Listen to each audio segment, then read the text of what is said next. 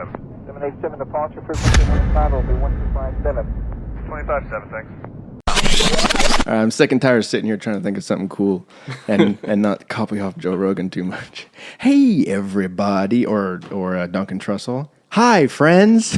What the fuck? You don't listen to Duncan Trussell? A couple podcasts. Joe's one of them. Yeah. Don't know Duncan, though. Yeah, oh, dude, Duncan's cool. I don't know if you'd like Duncan, though. He's interesting. All right, a couple updates. None of these are really that important, but it's my podcast, so I'm updating you. Camping trip went well. If you remember, I was going to do a complete dehydration food pack in, pack out type thing, and it all worked well. I went in with 2 pounds of jerky and a bunch of fruit and veggies that were dehydrated. It went pretty well. I ran out of fruit and veggies. I mean, in all reality, I only had like 1 apple, 2 kiwis, 1 mango. You know, like a couple other pieces of fruit.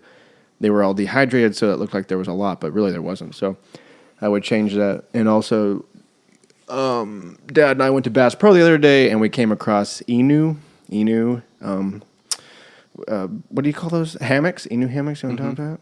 I think so. Oh, amazing. Anyway, go look those up. If you want to pack in somewhere and camp for a long time and not carry in a lot of equipment, I think that's almost essential. We'll be looking into them. I'll rate one or something. SciFi And Friends, Twitter. I'm trying to update the activity on Twitter just because Twitter is what I would consider the best place for something to go viral. So I'm always hashtagging podcasts and tweeting out photos and videos and links to all the episodes. So hop on Twitter, give us a retweet, give us a like. But I'll continue to update the Facebook page and the other pages that we have. Also, I'm working on getting a Amazon link and an Onnit affiliate. I am an Onnit affiliate, so I'll get that link, but also the Amazon portal to help out the podcast. So if you're going to order something on Amazon, you can use our portal and we get a little bit of kickback on that, and we can put that towards traveling for the podcast or new equipment or whatnot. But whatever sort of thing we would get, it would go towards the podcast. So anyway, as always, SciFi And Friends is brought to you by Infinite Productions. It's my little production company, also in cahoots with Curious Fox, my wife's graphic design company. Hit us up. We're a young company looking for some opportunity. Today, my guest, a very special friend of mine, very, very, very cool dude. Went into the military, the Navy side, an avid gamer. Enjoys multitudes of sports, played multitudes of sports. You still in the military? No, I'm a reservist now. Reservist now. Going back to school? Sometime soon. Man, I did that 1 year straight out, but Yeah. I'll get back. It's free money, so might as well do it. Oh, yeah. All right, one of my best friends in the entire world. I love him to death. Welcome, Nicholas Smith.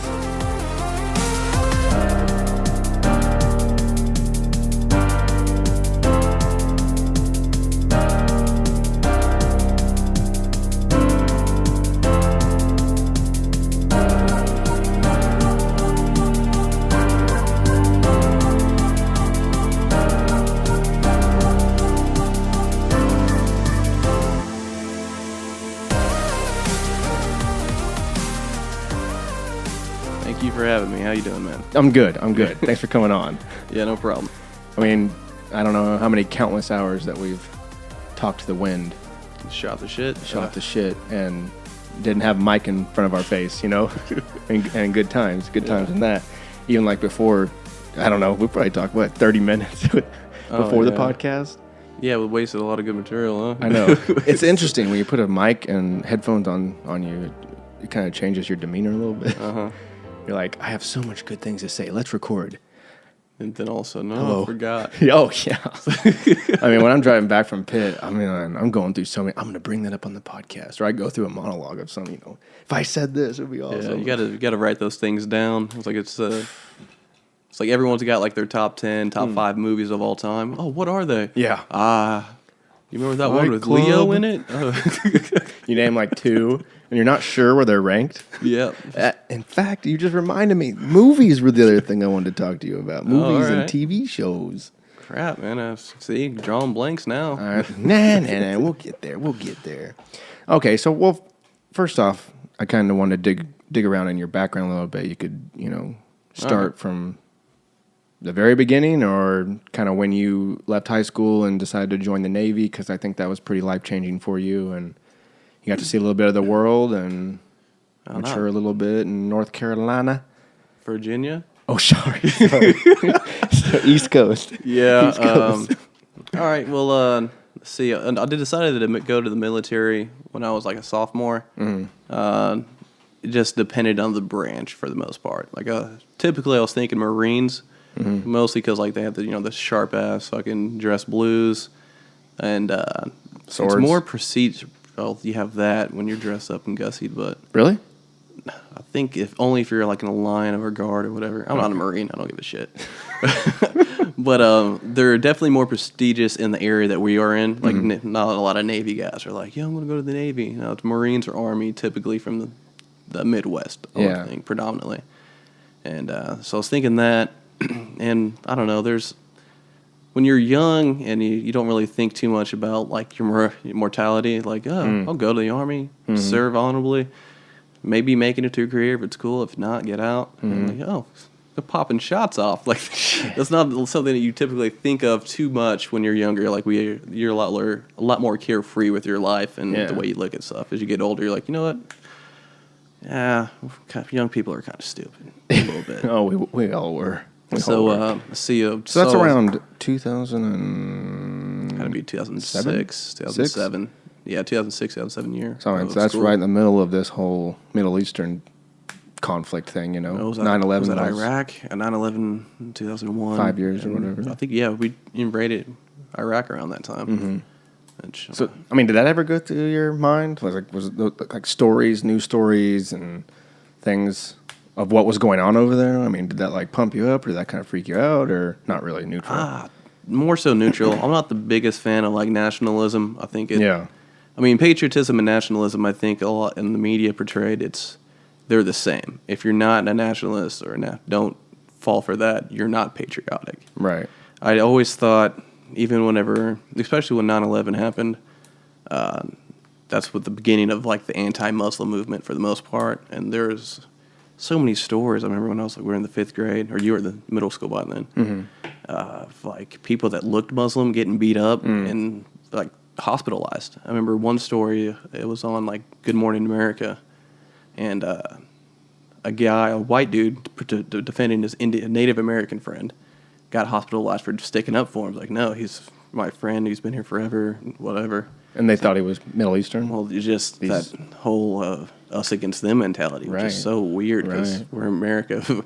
Well, most of our broadcasts is like, everyone come here with the melting pot, which is mostly segregated areas of the nation under one banner, I would think. But, none of that really bothered me. Probably the most thing that stuck into my head was my older brother asking if I could kill somebody. Like, if that would be what would you do? I was like, I honestly don't know. Maybe. I mean, you train for it. You train to protect your brethren, but that's also a big step into it's either me or him. But you know what I'm saying? Like, you never really know what's going to happen until you get put in a situation like that. Luckily, being in the Navy, I never had to do that. Yeah, thank God. But during training, even in training, you get to what they call the black, and the black is when you freeze up and you kind of shut down your motor skills, and like you freak out to the point where you can't do anything. People did that in training when there was no live rounds, no live ammunition, just the intensity of the movements and the maneuvers and stuff like that. So like you're running through an obstacle course and pop, and you're hitting the terrorists. And let's see I'm trying to think of what it was called. But there's a schooling, and whenever you're in the Navy, I think now they're phasing out most of the security force to where it's nothing but MAs, where they're trained to do our clear rooms and all that stuff. Like they're like the police force, right? Military police, but they call them Master of Arms for some bullshit reason. But before that, before the phasing out started to begin, the security force is predominantly people from other divisions of the boat. So I was an OS. They would take like 4 OSs, a couple AOs, a couple bosun mates, and they would all make a ragtag group of people. Like, all right, so you guys are going to be protecting the boat now. Some of you guys are here because your division doesn't like you. Some of you guys are here because, we kind of need you. Like, this is legit? Like, you're going to protect the boat? Yeah, we get armed up with small arms like M9s, M16s, M4s, whatever. What? Shotguns. M16? Yeah, M16. It's not a spectacular. You can get an AR-15. It's I know, but it looks thing. gnarly. Yeah. I mean, it's like if Paul Blart was walking around with an M16, you notice that shit. No offense that you guys aren't Paul Blart, but... Yeah. Dude, there's some Paul Blarts, though. Don't. Oh, I'm sure. Yeah, definitely some of those guys. But, yeah, so what was we talking about? Oh, they send us off to it's like a 2-week school in North Carolina on an Army base, to where they have like, it's not an obstacle course, but it is a course that mimics movements on the ship. Like it's basically like they took like 14 rooms on the boat and stacked it up to where you could do movements of clearing ladder wells and stuff like that. Okay. And how you would come into it, like if you're like say someone was raiding your house right now, how you enter the doorway. Oh, right. What corners you would dig in and make sure secure, and it's kind of just to get a better idea to take back to your boat to train yourselves. And so they would fit us out with you carry around real M9s, but they're modified to where they shoot soap at the end. Like it's like a metal casing, like your brass casing, that has like a little plastic thing of pink crap in the middle. And it's just soap. It rushes right off your uniform. Yeah. And it hurts no more than a paintball for the most part. It's basically what it is. So, so you're doing all these movements, and people would freeze up whenever they had that M9 stuck in their face, which is just like, this is soap around it. And I'm like, and you can't even shoot within the first like 5 feet. You have to be 5 feet or further back or draw blood. Okay. So it's like, well, you're freezing up now. I was like, all right, you need to get this under control, because this is a situation that you may very well be forced to face on the deck and the pier of your boat. If you and there's other courses you can continue to train on that base, like search, board and seizure. Like you can become part of that team to where it's mostly like a small boy, like a frigate, destroyer, or cruiser type thing, to where you would raid a pirate boat, something like that. So that sounds fun. Yeah, you got it's like you climb rope ladders and crap like that. And it's just more. It goes more into depth. But yeah, seeing people freeze up like that's a real concern. Did you ever find yourself like kind of freezing up, or like? No, I knew it was training for the most part. I never really froze up. Yeah. There's stuff that you kind of forget occasionally, because you just it's just like any other thing. You need repetition at it. Right. Just like making sure everything's clear, going over your, like searching someone for weapons or for some kind of contraband or anything like that. Like you just need to get it down pat and rep it as much as you can. Right. Which you do it on the boat all the time, so it's not even that big of a deal. Right. It's weird because on the boat, I haven't been on a boat that big, but I'd imagine that there's like outside forces, like the rock of the ship and the weather and everything, that you also have to worry about if something were to happen like that. Oh yeah, that'd be that's like some shit you'd see on like Call of Duty, some crazy some boarding scene.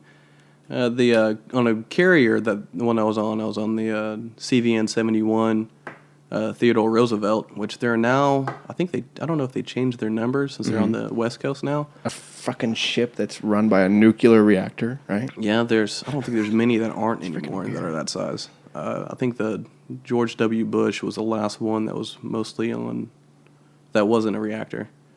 But like the Lincoln's a reactor, Theodore Roosevelt, and there's a new one that just got commissioned within the last 2 years, but I forget the name. So a big, massive boat, which is, I think the Theodore Roosevelt was like 255 frames, which I honestly still to this day don't know what frame. I don't know what the distance between frame to frame is. I mean, I tried to get that figured out at some point, but I just forgot to care. Building a boat. I mean, we can look at nautical terms. Oh yeah, but so it's 255 frames. Like there's 10 levels. Or 10 to 11 levels where you have like the bridge and all that stuff in it. It doesn't rock very much. Like you need like a very serious hurricane to feel anything. To really, there's when the boat takes off from port, if you're not outside, some people don't even know we're moving. Like there's a very subtle movement. Like you have to really get used to it. Right. But for like the first couple of times going out to sea with that boat, like are we moving yet? We're supposed supposed to be out on sea for like the last 3 hours. Where are we? Like, oh, we're still traveling through the Chesapeake. Like, it's so long. Do people get seasick? I didn't get seasick on the carrier. I did get seasick on the destroyer. Because it's smaller. It was smaller, and there was like 14-foot swells, and it just rocks. So like what the carriers are carrying shit? They're jets and... Yeah, what you would see with jets. They take off. The carrier's the biggest class would be the biggest class. Then you have LPD or LHDs, which would be like what you would see basically with Marines. It's like a smaller carrier. Mm-hmm. There's not like the big runway for Hornets and stuff to fly off. It's just like Harriers, mostly choppers. It's basically like a Marine transport to where we needed to get them to. Then there's interesting LPDs, which looks like a big ass destroyer, which you can load stuff through the dock, like through the back of the ship. Which I think it was what kind of boat my dad was on whenever he was in the Navy. And then there's destroyers, cruisers, frigates, all small boys, where there's probably only 100 or so people on the boat. And when you get placed on these things, do you choose, like, I want to be on a carrier, or it's based on your rank or your job, or just random?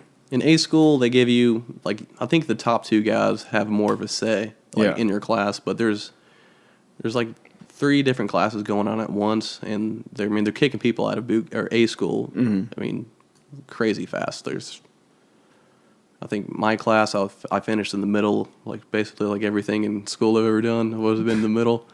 And they give you a dream sheet, and on the dream sheet it tells you like where you want, like you can request where you want to go. Right. They give you options. They give you options like I want to go San Diego, I want to go Washington, I want to be on the West Coast somewhere, which is what I chose. And I requested to be on a small boy, like a frigate or a destroyer, so I can get to know my rate a lot better, a lot faster, and be a lot more thorough. They're like, nah, dog, you're going to Virginia. Excuse me. You're going on this carrier, and you're going to like it. And I don't know if you read my dream sheet correctly. Right? On the dream sheet, you can also put stuff like, there's like a comment section for the most part. In the, like I had one friend that was from Virginia, from the Newport News area. It's like, yeah, I have my son from my girlfriend back home. Please don't separate from my child. And so he got to go to Virginia. He got cashed in. So I was thinking, like, yo, maybe I should start making up this thing. Seriously. Like, how would they really know? Yeah, I mean, how would they? If they're going to investigate this little petty thing that got me to this command. My grandpa lives in San Diego, and he's having trouble taking care of himself. Been like, I got like 3 kids out there, man. If I could go back, I probably would do that. They'd be like, what are your kids' names? My buddy was like, yeah, don't do that. Just in case they do find out, you get screwed. I was like, okay. Honesty probably is the best policy. Oh, kids? Kids are like slang for friends. I know this young cat back in the hood, bruh. No, totally dig yourself out of it. So, my best friend from the Navy, we went through boot camp and A school together. So we're like, for the first like 9 months, we're basically bunkmates in boot camp and in A school. He's like, yeah, man, don't do that. I mean, is it really worth it to take the shot? It's like, no, it's not. I was also real Joe Navy, like my first year in the Navy. Yeah. And I was like, because I just want to do everything the right way. Yeah. Get on this. I might make a career out of this. Yeah, dude. I don't want to get in any unnecessary trouble. And then it's like the second year, I was starting to look, putting up with a lot of bullshit now. I really noticed that when you first left, and then when you first came back, like when we first got reunited, because I was very similar in the way of. I was like Joe Hollywood. Like I had this idea of what Hollywood was like and how it operated and everything like that. And I when I went, I had the exact same thing. Like I want to do things the right way. I want to earn my title. So I'm gonna be the low. I'm gonna like go the lowest. I'm gonna be a PA and a background. And I'm gonna learn the ways and then climb the ladder. And then, if you spend enough time out there, you'll realize that is not how it works. And then that's when I talked to you. And you're a little cynical about the Navy and everything, and just like it's not what you think it is. Like, whoa, it's weird. Oh yeah, there's growing up when I was a kid. There's we're also digressed so far off the original topic, which I don't remember what it was. But like you're also taught like kids or men in uniform, very trustworthy, and like you can count on them in situations. Like, I mean, I'm not saying like you can't trust the mass majority, but there are certain individuals in the military that don't get weeded out through the process of boot camp and then A school. I mean, most of one of the biggest tactics, I think, where they get rid of a lot of guys or the scare tactic is like the first day of boot camp. after you go through, you're awake for such a long time, like you're trying not to piss yourself because you drink all this water to be able to pee and like for the piss test. Oh, right. Well, I still got all this water backed up, like I gotta go to the bathroom. Right. And there's can get it pretty intimidating sometimes, but it's not to the point where there actually was a guy that pissed himself, by the way. It happens. It was hilarious, dude. But yeah, you get to this point, then you're starting seeing all these characters. And it's like, all right, so some of them get faded out really quick. Like they don't want to conform. They want to be a part of a team. It's all about me. Right. And those guys just make you do so many fucking push-ups. Because of them. Yeah, because there's the first 2 weeks, we finally got this dude. He didn't get kicked out, but he did get sent back like a week or two. And it's just like, really, man? Like, you sitting in this chair, and where you got 70 people just doing all these push-ups and squats and all this crap. It's like, you just because they're talking back. They're being super disrespectful, like don't respect rank or anything like that. And it's just like, come on, Carl, what are you doing right now? Like, you really came here to be tough and gangster. Yeah, you're in boot camp, man. There's a reason why you're in boot camp. It's because you ain't thugging. No, yeah, right. There's no reason to be tough. We're all here for the same reason. We want to get something, and there are some like super patriotic guys, but most of the kids at a high school, I want to get that college education. I want to get this paid for. I don't want to worry about this massive debt. And some people get into the military to get rid of that debt that they got from college. Right. And it's like, man, we all here for a purpose. We're trying to better ourselves or at least get out of a shitty situation. Right. Why are you acting so tough? Like, you're not slinging rocks or anything like that. They feel like they have something to prove because I don't know. It's big like egos. It's like that David Chappelle skit where it's like keeping it real goes wrong. Well, these dudes trying to keep it real for too long. Get his ass beat. Yeah, and then some of them get promoted, and then you got to deal with that.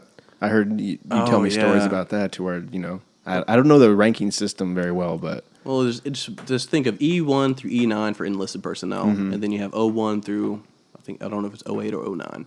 Well, you have like one gold... Officer. Yeah, officers.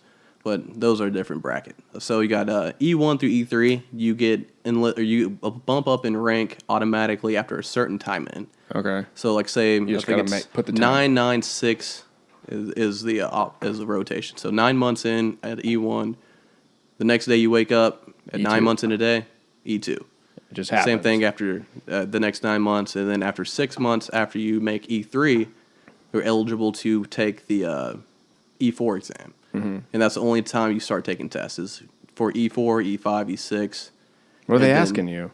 There are any questions about your rate that you should know as an E4. Such as just like it's boat terms? There's basic BMR, which basic military regulations or some bullshit, where the stuff about your uniform, which way your crows should be facing in or out during times of war. Which is? I think in times it's out. The crow should be facing out way in war because you're looking for threats or some bullshit. They're asking you stuff about your uniform, like how ribbons and shit like that. Yeah. And basic military stuff where it's just like trying to think of something that mattered to me that I remembered. When was the Navy founded? Yeah, there's actually a lot of something that like shit. that. Yeah, just history. They're actually like Battle of Midway. When did that happen? Where did the Battle of Guadalcanal take place? Which is all Pacific World War II terms, or World War II battles rather. And so all that stuff they're asking because they not only do they want you to be knowledgeable about your rate, they kind of want you to be an ambassador towards the Navy. Sure, right. They want you to. So if some scrub high school kid, what's going on with the Navy? Yeah. Oh, Let me tell you, Tell me about this history of how badass we are. We just raided a pirate ship. And that would have got me. They're asking you about like the USS Vauxhall Fire, which was like in the 60s, which is like the biggest self-inflicted damage to a boat there's ever. Most of the fatalities have been from people being negligent in their human duties. error. Yeah, they call it gun decking for the most part. And gun decking is just a military term saying you're not doing your maintenance correctly. Oh, like right. You're kind of overlooking something. or you're not even doing it at all. Something that could be preventable. Yeah, it's definitely something that's preventable. Like say if your gun deck, like your maintenance at all, so some of your maintenance is very important. I mean, all your maintenance is important. Sure. But like say some are more important than others. Some of them are more hazardous to the entire boat than just like your That equipment nuclear breaking reactor. You better do maintenance on that. There was but so the forecastle fire. I think I'm pronouncing the name of that ship right. They were doing flight ops on this boat, and then all of a sudden, one of the basically a bomb or a jet blew up on the flight deck. Sure. So you had there's video footage of it too. Ooh. Of just like when you're doing flight ops, there's always a camera filming the jets taking off. It's going. Mm-hmm. So the thing blows up, and the cameraman right to the fire. Yeah. And then you see like 3 or 4 damage controlmen. They're running out there like you have this fire under control, and then another explosion happens. It wipes out all of the DC going to take out this fire. Oh. So that left just regular or other rates to take care of all this damage and stuff, with a big proportion of the damage controlmen knocked out from this fire. Like, dead? Yeah, they're done, son. Just out. Shit. Yeah, by the time they got it under control, you're looking from the flight deck down like 2 or 3 levels into like the hangar bay and other levels. Because it blew through the floor and ceilings, and the fire melted some of the stuff, dude. There's a lot. Because it's missiles. Missiles are blowing up. Missiles or bombs, one of the two. Something malfunctioned. We still don't know. No one knows. Oh wow! Were you there for this? No, I mean they say we as in like Navy still doesn't. I was saying, you never told me that story before. No, that would. I figured he would tell me that one. That would have been one of the craziest days of my life. Holy cow! Yeah, but because of that fire, basically everyone's trained in basic DC stuff like AFFF, which is just like a anti-fire foam, basically. How to properly fight fires. Everyone goes through like a basic DC course to where if tragedy like that happens, like a damage controlman can be like, hey, you come help me on this. Right, we got to get this fire in control. Right. We got to stop this flooding, yada, yada, yada. And that's actually some of the fun training to do for the most part. Like for one day I got to be Josh Davis, go out there fighting fires. Nice. And shout out. He just went through a... I forget what he called it, but it was something out in Fountain Valley where he took like a physical exam to get onto the Fountain Valley Fire Department. Got his like balls groped and shit. No. no. I understand what I just said. I know what you're talking about. Yeah, no, some like like pulling fire hoses and running up walls and stuff. That's what I imagine. Running up. Yeah, like obstacle course kind of stuff. Yeah, like they have like the big dead dummy, that you have to like drag out of the house and fireman carry out and stuff. Yeah.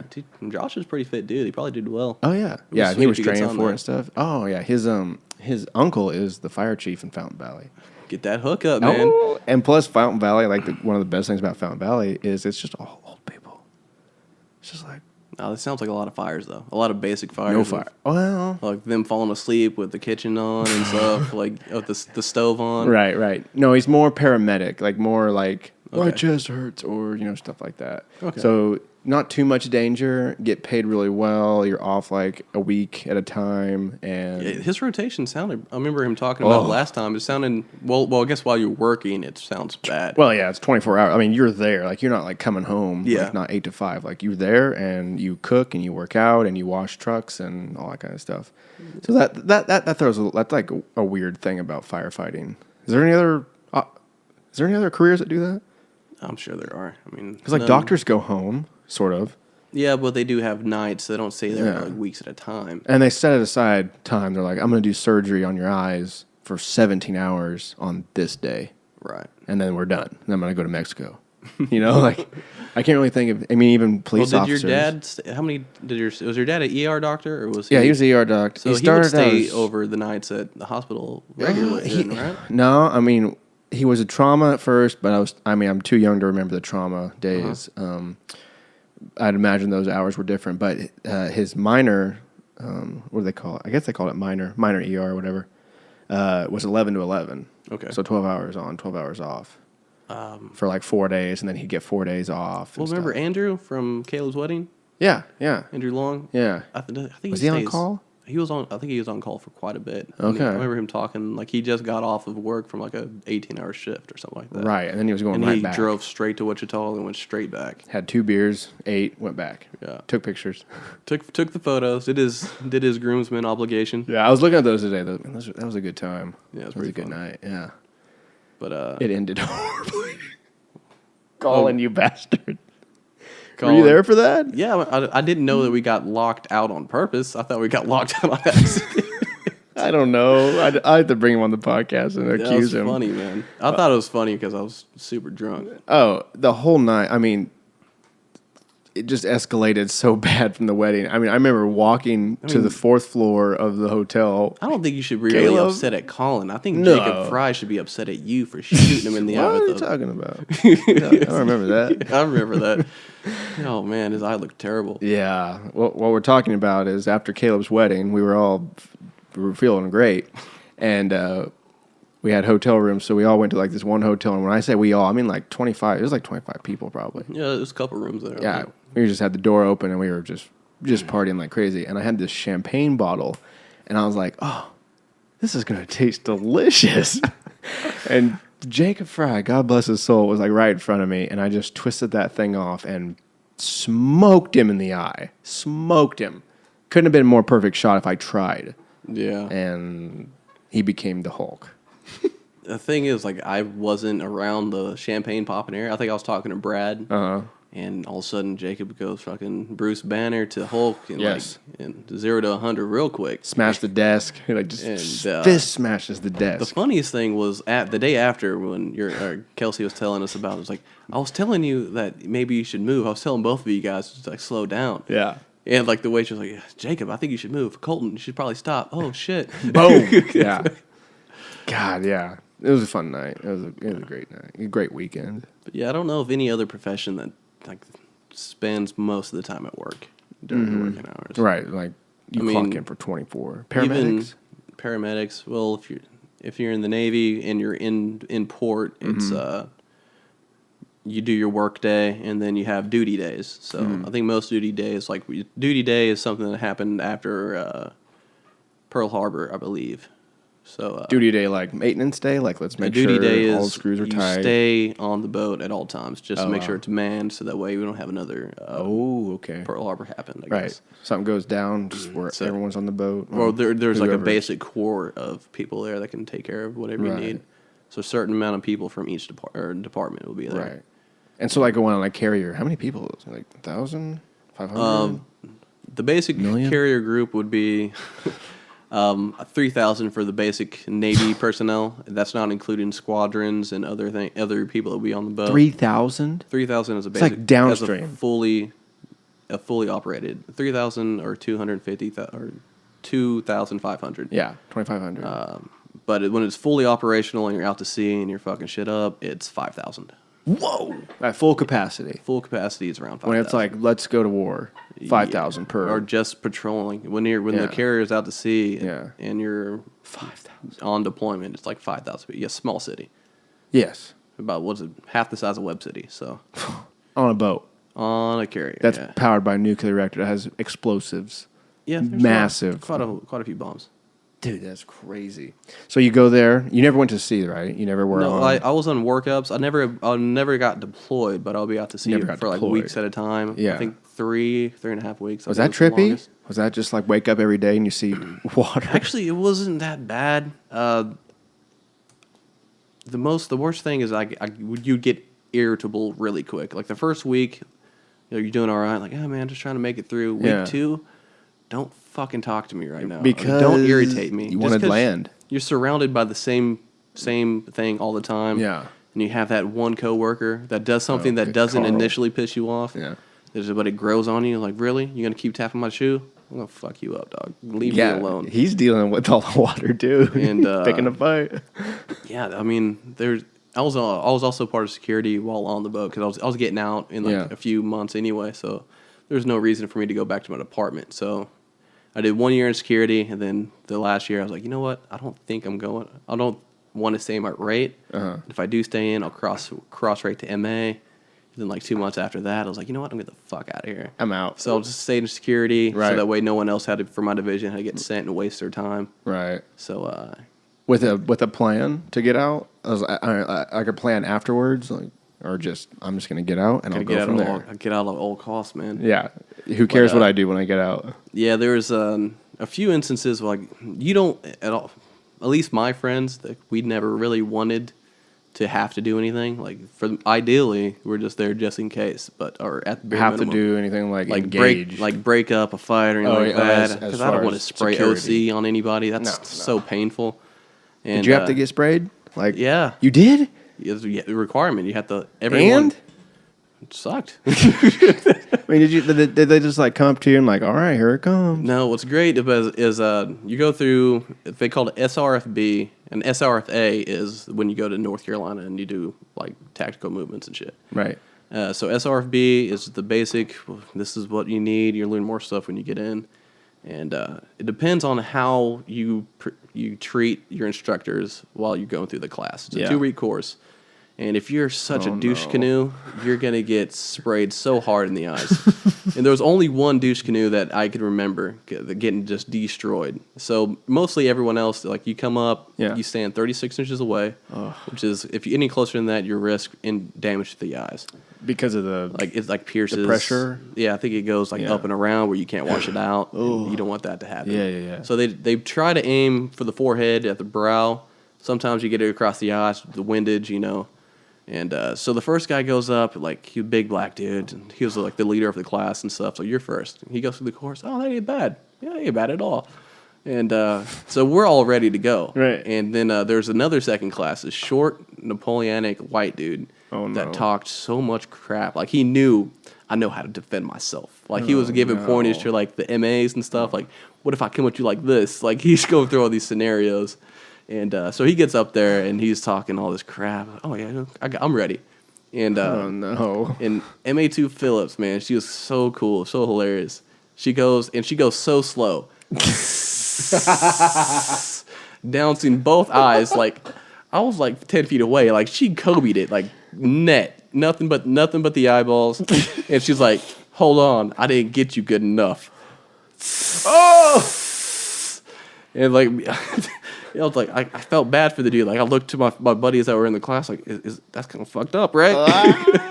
She was waiting to do that. I was waiting for it, dude. Like, and it was deservingly so. Like, right. Just like you don't fuck with people that train you. You don't fuck with people that fuck with your food and stuff like that. So that's right.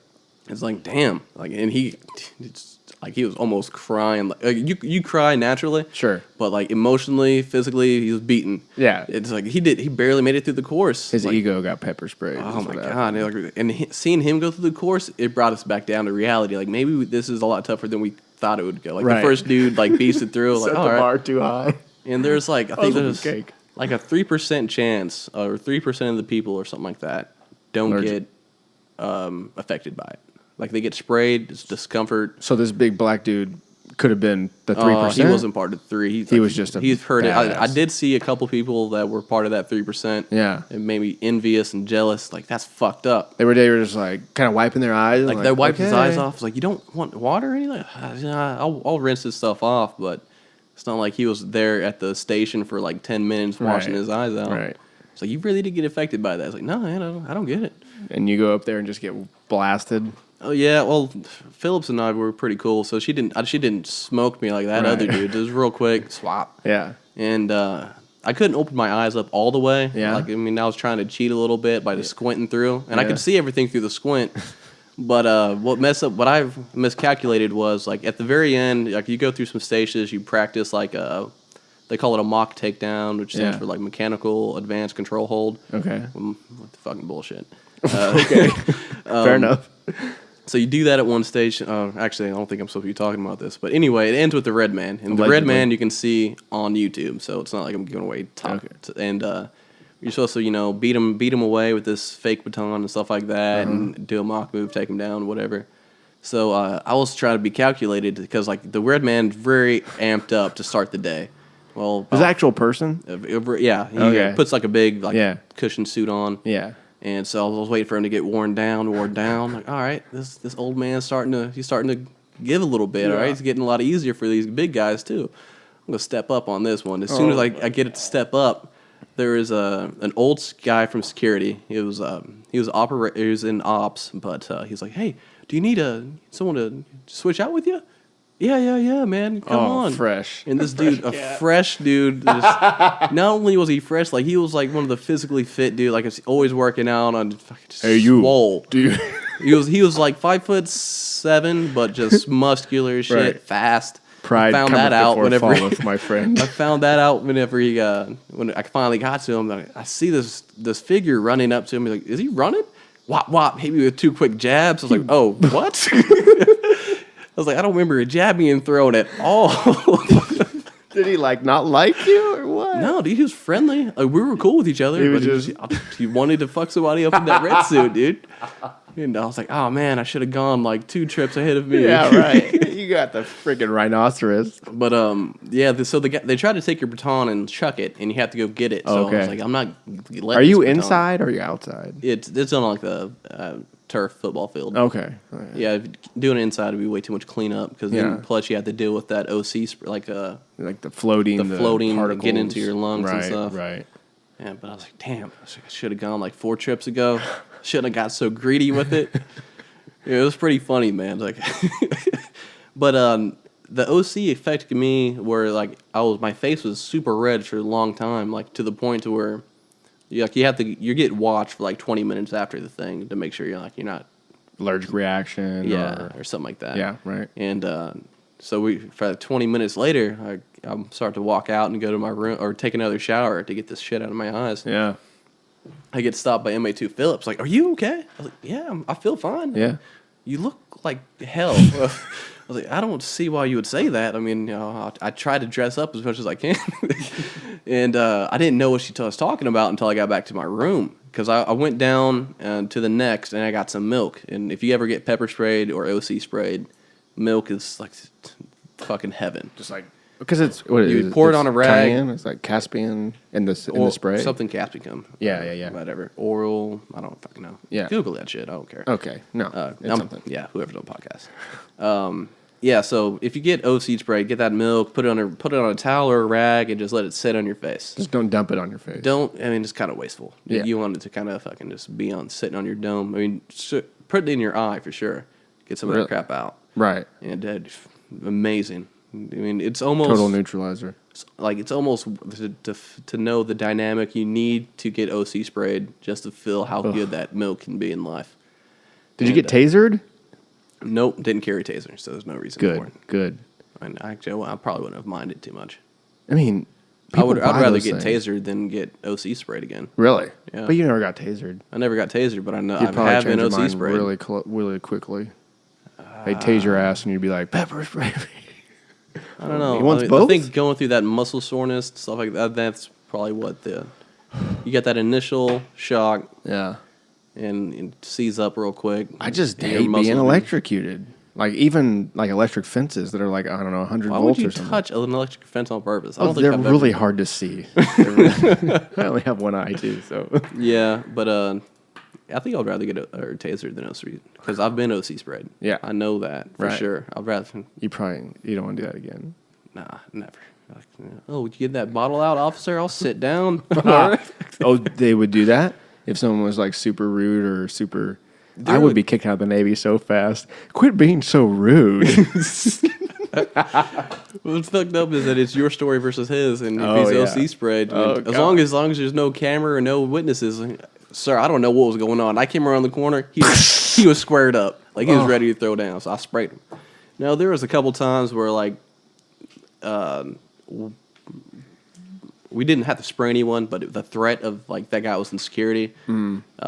Of anyone who was past in security, they know how shitty that OC spray is, and so they start.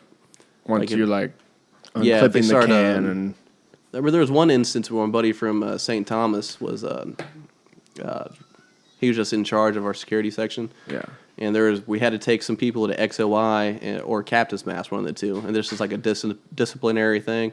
We get so much attitude and feedback, and this guy, one of the guys going there is like, "Well, what are you gonna do? You got to stop me." And I was like, "Really? I'm not." So he pulled that can out, started shaking it, He's like, yeah, all right. So try to walk away. Yeah. You're like, oh, all right. I'm gonna stand here. I'm really sorry about that. I didn't apologize. mean. That's nice. I need to get me one of those. Oh, OC spray is terrible. OC stands for Capsun Cum's the only part I remember. I don't remember what the Capsun, organic Capsun or something Capsun. like that. I don't know if it's organic. I don't know. You would have to Google to find out the name. OC spray. I mean, I could do that. It'll pop up quick. So are you going back to school? Not yet. It's just pepper spray. Type in OC spray. I did. You typed in spray. I typed in OC spray. OC spray. Orange County spray. What is OC pepper spray? It must just be a certain... Yeah. Olorison Capsun. I should know how to say that. Caspian spray is a... Oh, my God. Those are some big words. Yep. Anyway, it's like... That's why I don't know how to pronounce them. Looks like some sort of just, it's like looks like some sort of pepper spray. Here's some dudes getting sprayed in the face. I want to check it out real quick because I'm never going to do this. Oh, you should check out. There's a black guy from the army that completely bitches out. I don't want to see that. I want to see like someone get someone being tough. No, I just want to see someone. Oh, it's bad, man. Actually, the Ooh, women, okay. So I see how you say that they like cross your eyes. Yeah.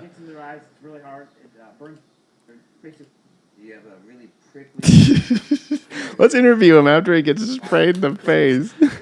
These people look so miserable. Okay, those are the batons. the big fake batons. You don't use a real one. They can cause Is that the fractures. red guy? Yeah, I don't know why they have a black suit. Army, fucking retarded. Marines. Same thing. It's just funny.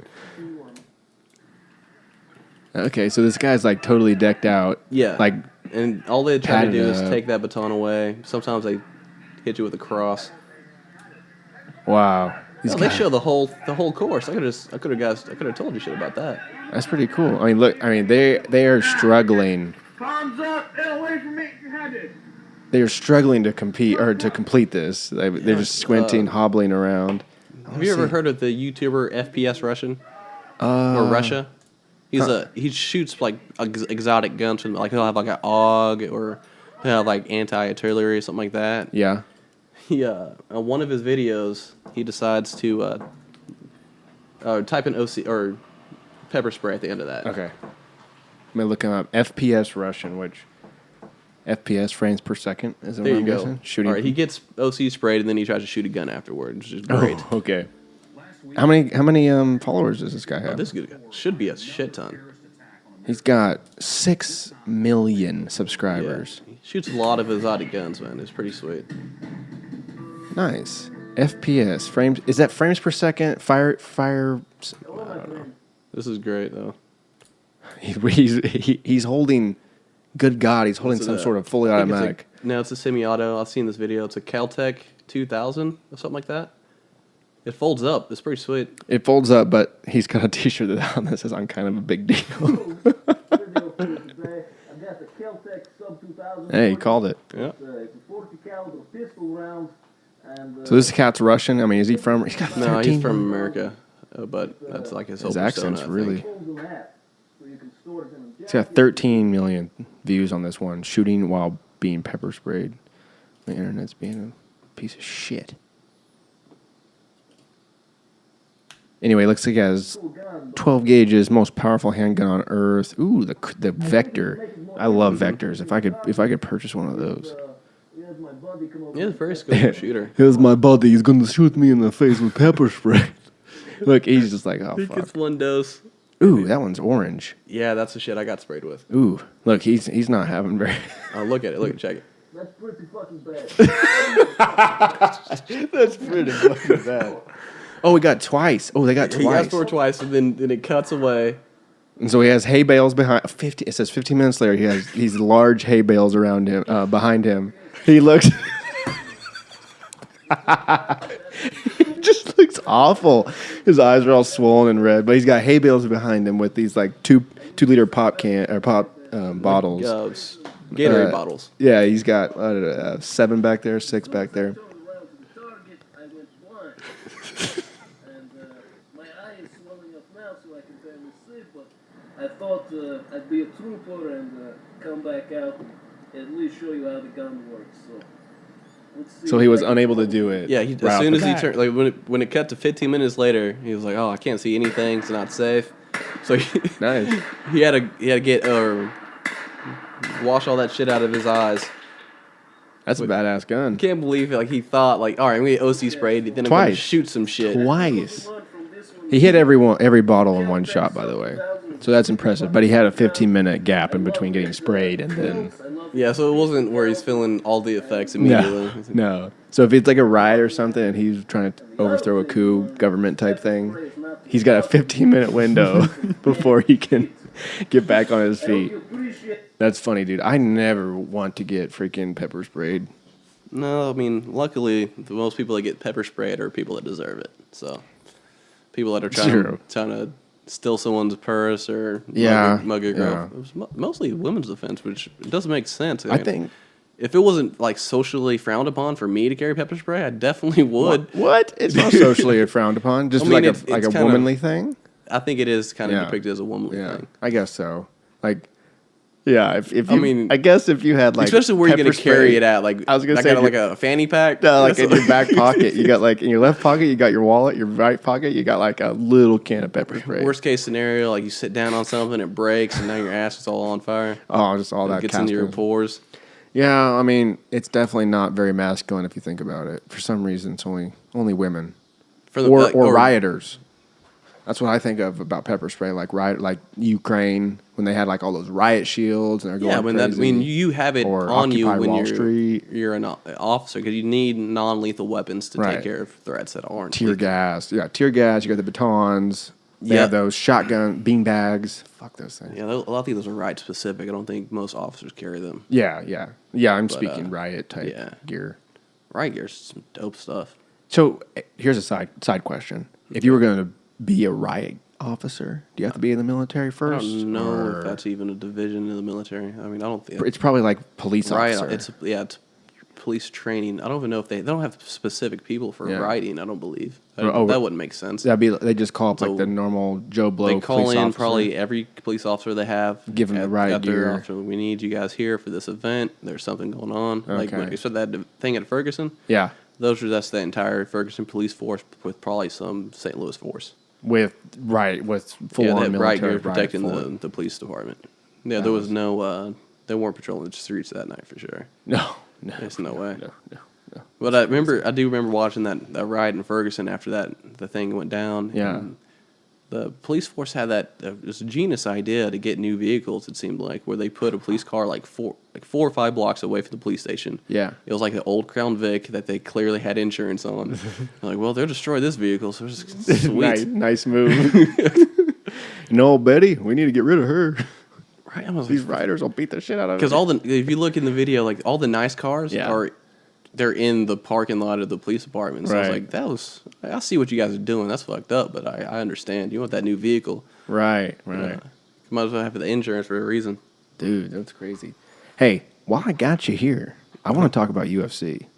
Okay. Because I want to go through like UFC 101. Like I want to know the rules. Let's just 102?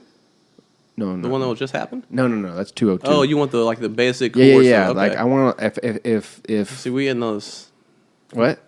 I thought you were trying to talk about that fight right after. No, we're going to talk about that though. Okay. 202. Yeah, 202. No. I'm talking about 101. Like just like the ground rules. What you look for, how you train. What are the rules? What are like the rules that can kind of be broken? You know, kind of shit like that. So. First off, that was just a really hard switch from what we were talking about, but I don't care. I want to talk about it. You have the octagon, right? Okay. That's where we fight. Right. And so two the guys basic do a rules fight. Who's Joe Rogan's commentator?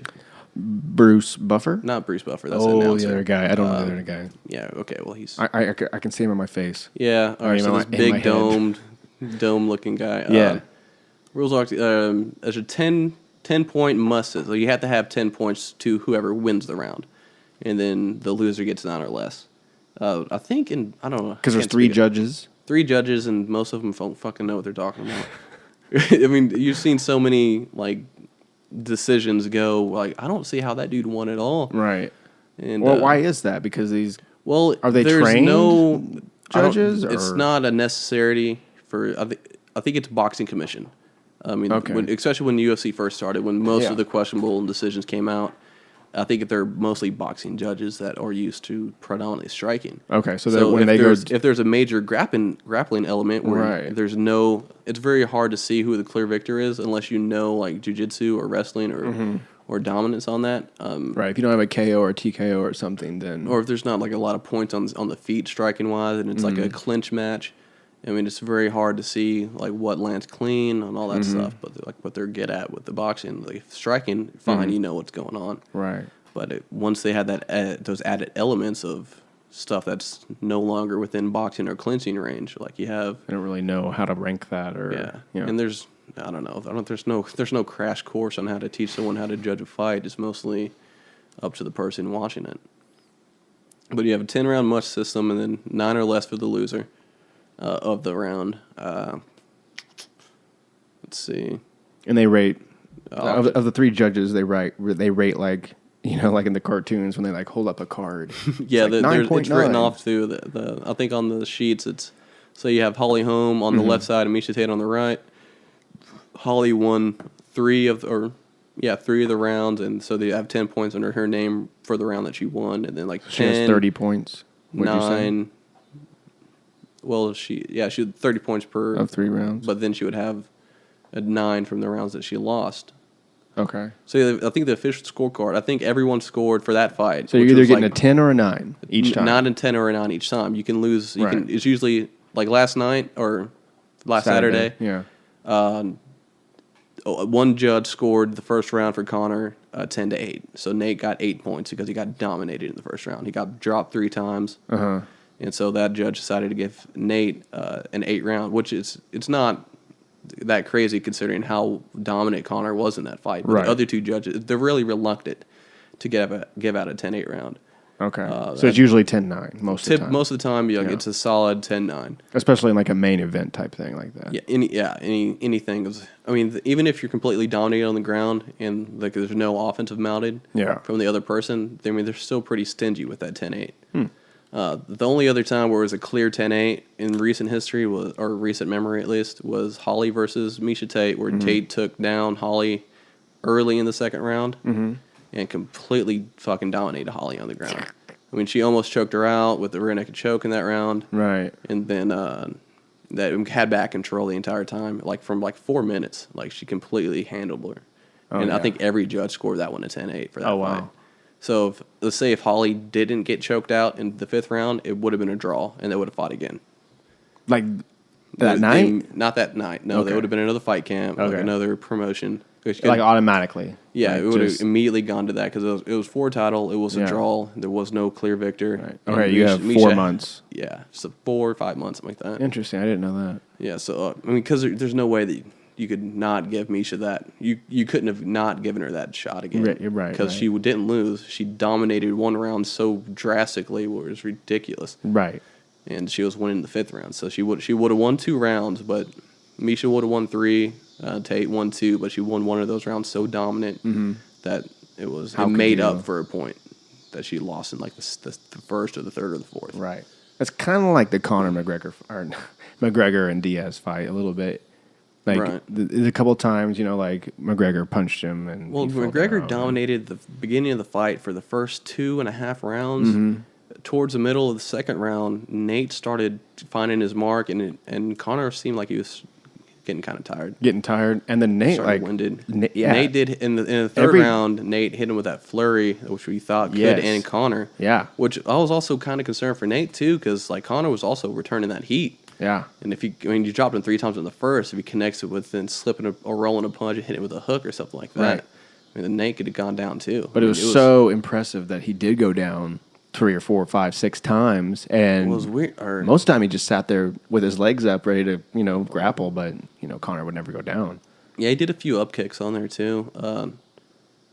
What was weird though, I think what happened was Nate was so superior, confident in his ability to take the shots from Conor from the first fight, because other than that cut that he had above his eye, I mean, there wasn't a lot of like he didn't get particularly rocked in the first fight in '96. Yeah.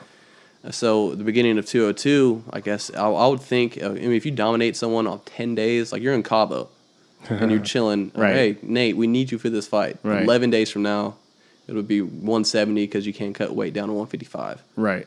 And you come in 10 days, talk some shit for 10 days.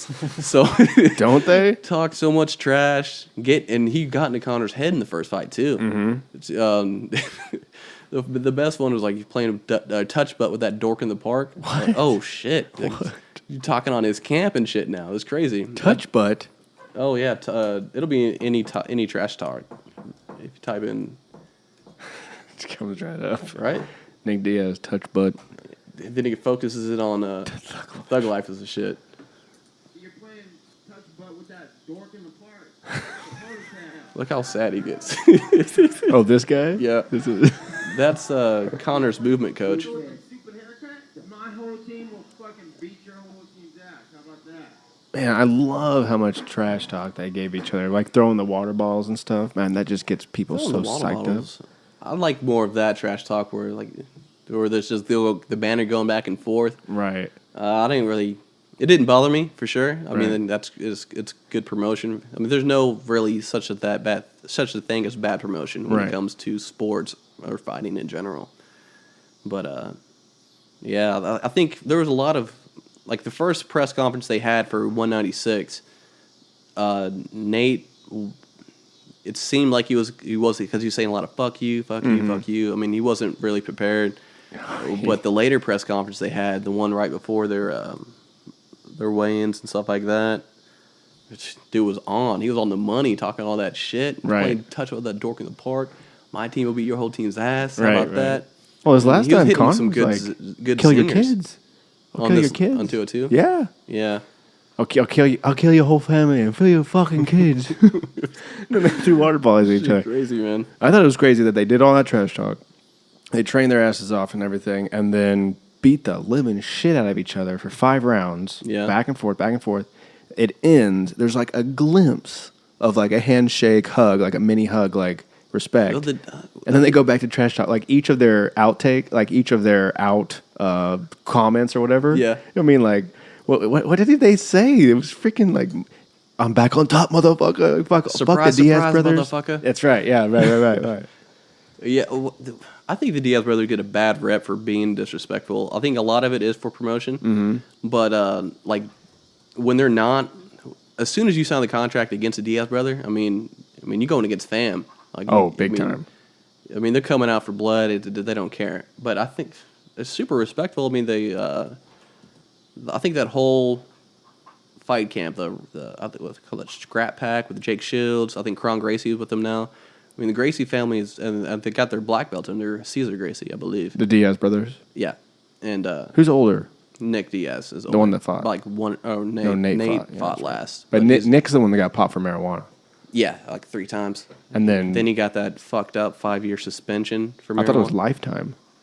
I think they reduced 5. I think it was 5. Okay. I don't think it was life. It's still a really long time. I mean, it's basically the end of his career. Right. They appealed it, and he got shortened to 18 months, which he should be eligible now. I think the 18 months is up now, so he should be fighting pretty soon. It's been going on for quite a while. But I think there's like some tricky shit they got to figure out before Nick's on the fight card. Right. I've heard Joe talk about it on his podcast quite a bit, and especially with one, I forget his name, but one guy that knew the intimate details as far as... Chael What? Chael Sonnen. That sounds right. Yeah. About, some random thing. cat coming in and just asking him to piss, and he had no credentials and all that stuff. Didn't even show him his ID. No. The story is really interesting about how he got caught, but I don't know. Well, he got caught because he didn't run like Wanderlei Silva did, for basically what he said. Because he ran? Is that what he said? Silva, I can't pronounce his first name that well. Wanderlei Silva, they did a UFC in Brazil, and so Chael Sonnen, he did the piss test. Yeah. Even though there's completely lacking in professionalism from what he said. Right. Wanderlei didn't trust that shit, and I'm not going to do that. And I remember when it happened because they painted Silva like in complete he ran away from the test. Like, well, if anything was described to me the way that Chell just described it to Joe that day, there's no fucking way I'm going to whip my dick out and piss for some weirdo. Right. That's in a fucking janitor closet. And you're in a different country, you know? You're out of the... they were in Vegas. Oh, okay. When that happened, They're I in think. Brazil. Because they were doing Still, presses for the Vegas fight. is a different country. It's crazy out there. I've never been to Vegas. I've been to I got Vegas. some friends from Vegas. They seem pretty cool. I mean, down to earth for the most part. But I think the people that live there are down to earth. Most, you know, the majority, just because they're kind of used to it. I didn't know there was a big Filipino community in Is Vegas. it? Yeah, according to my buddy. Yeah. I mean, the 4 people that I've met from Vegas, 3 of them were Filipino. Huh. Actually, and one of them's Asian, Chinese, Japanese. I don't know. Every person I've met from Vegas in Red Oak is bald and white and fat. Well, that sounds all right. That's the American dream. Bald, white, and fat. If one day I could be that. Okay, so the rules of UFC. I mean, you can't punch people in the back of the head, right? You can't target the back of the head. It's like think of it like the mohawk, like the crown of the head, Right. down through the spine. That's just that sliver of a mohawk for the most part. I Yeah. think is illegal. There's no 10 or 12 to 6 elbows. You can't strike your elbow straight down, but you can slash with it. You can come at any angle other than a 12 to 6. Okay, I think, yeah. So like I can't come at you and hit you on your forehead like and you come down can't- on your nose. Yeah, you can't like run up, jump, and come with the elbow straight down on the crown. Because just to protect people, or I heard Joe talking about it a while back, where he's like they saw it on TV where they broke stones that way. Oh. And so based off the ignorance of like the commission in the 90s, okay, they're like, we can't have that. you don't want skulls being broke. Right, but you're all and what? There's no kicking a downed opponent. There's no You can hammer to the fist that head. shit. You can't target the head with the kicks. But you can target the body. If he's on his back or something. If you're touching the ground at all, you're not supposed to do that. You're not supposed to. Not supposed to kick him in the head or knee him in the head. But his body. You can target the body and the legs and all that stuff, but you can't knee or kick in the dome piece if they're touching the ground. Okay. Which is you use it. A lot of fighters can use it to their advantage if like they're wall walk and they're trying to get to their feet. They'll keep that hand there until they feel like, all right, I think I can underhook real quick. Underhook. All right, so I'm not going to get kneed in the dome. Huh. But they do allow people to kick you in the fucking face anyway. Even if you're on the ground. No. If you're if you see you are standing up and you kick me in the head, Yeah. you're generating a lot of power. Okay. And right. the capoeira kicks, I mean, you so much inertia with those kicks. Yeah. It's like, might as well just let them kick them on it. I mean, Pride let them do it. So there's like a lot of strange rules. But I think, that go well, along with UFC. it's not too strange. They don't want it to seem like cage fights, like it was promoted back in the day. 'Cause when Okay. the UFC was first promoted, they wanted to see what style was the best for the most part. The Gracies use it as a platform to birth, which lucky Hoist came through for him. Right. Because say if Hoist goes out there day one and gets smoked, no one's doing Gracie Jiu-Jitsu. No. I mean The not name is to tarnished. at least the extent they are today. Right. Because it's proven effective.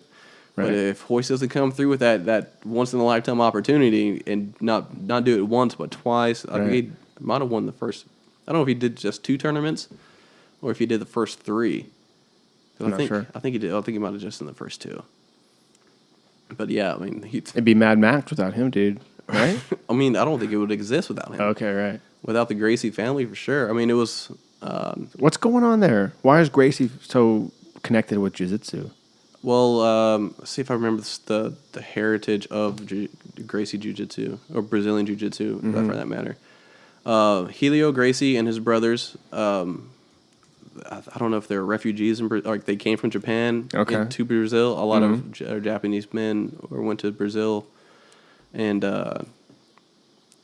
they ended up finding this guy that did Japanese jiu-jitsu, and the older brothers of Helio would train it because Helio was real fragile, weak. I mean, he wasn't physically stout like his son Hickson Gracie, not muscular, and he wasn't able to do a lot. Like there was like medical issues. Okay. So he wasn't able to do a lot of these maneuvers, but he wanted, to train and be part of what his brothers were doing.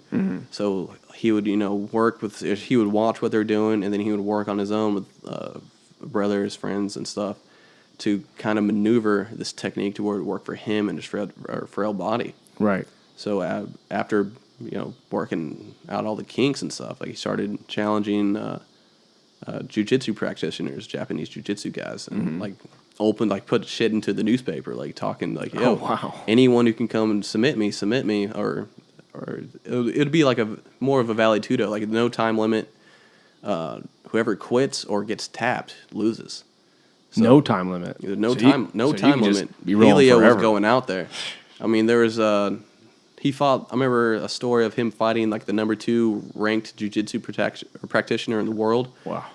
Beat him in like, I think it took like an hour or more.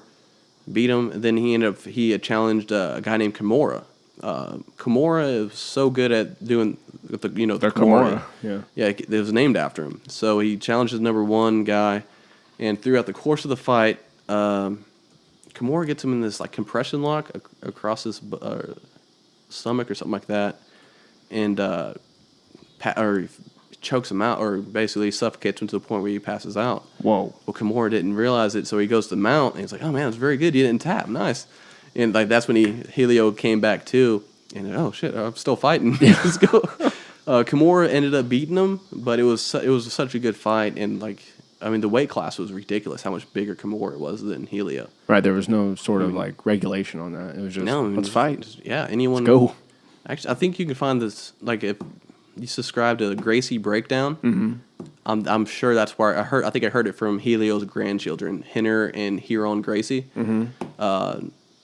You would see Henner Gracie was like he'll be in the corner of like some top or MMA guys like Lyoto Machida and Ronda Rousey, stuff like that. Like he's very into that game, but they don't really fuck around with too much of like sport jiu-jitsu. Mm-hmm. Like they want to keep jiu-jitsu as much as they can for like real life scenario practice and stuff like that. So, but like on the Gracie Breakdown, like they'll break down like certain movements you've seen like the octagon stuff like that, and it should be a pretty good channel. For you when you're looking into it. Yeah. I'd like to. I mean, I don't know if you follow my Twitter feed, but I got so inspired by that fight that I ended up buying a punching bag off Craigslist. Yeah, you text me about that. Yeah. So, I think I sent you that message. I don't know if you replied to it. You probably. It was a big message. Yeah, I have a lot of different channels. Yeah, I was going to look at it maybe after the podcast. Yeah, well, just anyone that's interested in training in that sort of martial art type thing, I don't. I'm going to take it as serious as I can, but I'm going to ease into it slowly, just because I have a lot of other things going on. Right. And so, but I'd like to add it to my interests. Mm-hmm. Put some time towards it. Yeah, it's never too late, man. There's never too late to invest into yourself and your own protection. Mm-hmm. I mean, you trained in Virginia, right? Yeah, I trained for your display a little picture? over 2 years. You trained jiu-jitsu, or you trained mixed? So 1 year of straight jiu-jitsu, which was jiu-jitsu was so fun, and then I didn't put in as much time into Muay Thai as I should have. I never really thought about fighting either. I just it's just a hobby. Sure. And, which think about it, our Muay Thai instructor in Virginia, Crew Rod, Gustavo Machado in Virginia Beach is one of his black belts is who I trained under, Mike Bijak. Mm-hmm. And you seen the display picture with you in Facebook? Yeah, those are actually the two. Mike is the bigger guy, and Crew Rod is the shorter black gentleman. Oh. Yeah, so Mike's in the red, and do you still Rod's have in the green? What do you have? You just have on some. Oh, we're all. We had our gi tops taken off for the photo. That's the last day I trained with them. Those are your gi bottoms? Those are our gi pants. How much do those run? Like, how much do they cost? You can get a good Fuji gi. That's like that's not like a top of the line thing, but they send a very solid gis for like $70 to $90 typically. You have to have those to train? If you're training gi.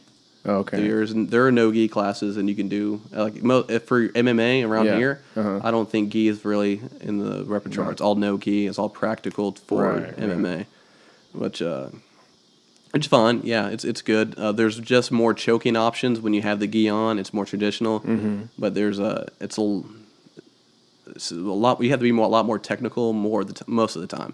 Because you can't rely on sweat in a slippery situation to burst out and explode out of situations. You have different areas to you have a lot more grips. Mike, I think he might be a second degree black belt by now. Whoa. How many degrees are there?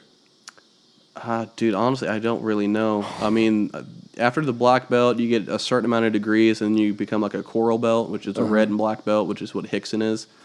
And then after the coral belt, you become a red belt, which is what Helio was. A red belt? A red belt's above black belt? A coral belt above black belt. Or a coral belt. And then a red belt's above that. Here we go. Obi. Wikipedia. Obi martial arts, meaning Japanese martial arts featuring an obi. Is that what they call it? An obi? Like a belt? I don't think it's traditional. I would type in jujitsu. Here we go. There's the beginners is a white belt. Judoka, yeah. Does that make sense? Yeah. And then it goes white, yellow, orange, green, blue, brown, black, red, and white, and then a 10th. 10th, it just says 10th Dan. I don't know what it means. Okay, so after the 5th, you become a coral. Right here? Red and white? You got black belt. You have 1 to 5 degrees for. Oh, okay. But this is jujitsu down So there's here. up to 10th. Oh, it's 6 and higher. Black and brown, a temporary. This is interesting. They have like jiu-jitsu, they have karate, Shotokan. Is that what you say? Shoto? Shuturu. It's interesting how many martial arts, and I think most of them. Humanity's last man. That is crazy, but how they all, like the vast majority of them, come from Asia, specifically almost Japan, right? Well, not specifically Japan, I don't believe. But Asian culture kind of dominates martial arts, Yeah, we have. I think Taekwondo is typically like a Korean, North and South Korea. I think it's where it originated. Let's say Kung Fu, China. Right. Karate is Okinawan. I don't think you can call that Japanese, but it is those islands that were basically taken over by Japan through most of their history of like samurai and such. Jiu-jitsu is a Japanese martial art. It is? Jiu-jitsu. Brazilian Jiu-jitsu is when it was modified from Helio within the last 100 years. Oh, wow. Pancration is Greece, I believe. What is it called? Pancration? It's like a wrestling type thing. But I think you can count it as a martial art. I think you can count wrestling as a martial art, but I mean, American, Greek. like boxing and wrestling, that's kind of like American. We don't really call it a martial art. We call it boxing. Yeah, right. But I would consider it to be. It's like that's like the least spiritual of all the martial arts. French have savate, which I'm looking up types of martial arts on YouTube, just trying to. I'm trying to think. What's the one? Kali. It's Filipino. Okay. They call it salat as well, I believe. Those two different things. Knife fighting is crazy. What's the one with swords? It starts with a K, I thought. Kendo? Kendo? Is it Kendo or Kipo? Kendo. Kendo? I believe. Oh, you just read it. It was on the Wikipedia page. Scroll down. Judo, jiu-jitsu, karate, shotan, shituru, kendo. I think it might be Japanese. It's just sword fighting, I believe. Yeah. I guess fencing would be a European version of. Yep. Well, I mean, swords are pretty ancient type weapons. They've probably been around just as much as long as the bow, which a lot of people would consider archery to be a martial art with a tool. Such as Aikido. That's what I meant to say. Aikido is the one I'm talking about. Aikido, that's that Steven Seagal. Mm-hmm. I don't know. There's a lot of... I don't know. I mean, there's a lot of wrist control, and it's about focusing. It's like you're trying to disarm people without hurting them. Yeah. But I've never seen like a real competition of Aikido? I've only seen demonstrations, and the demonstrations look like bullshit to me. For the most part, I mean... Especially if you type in Steven Seagal Aikido. Oh, well, duh. They would talk about it.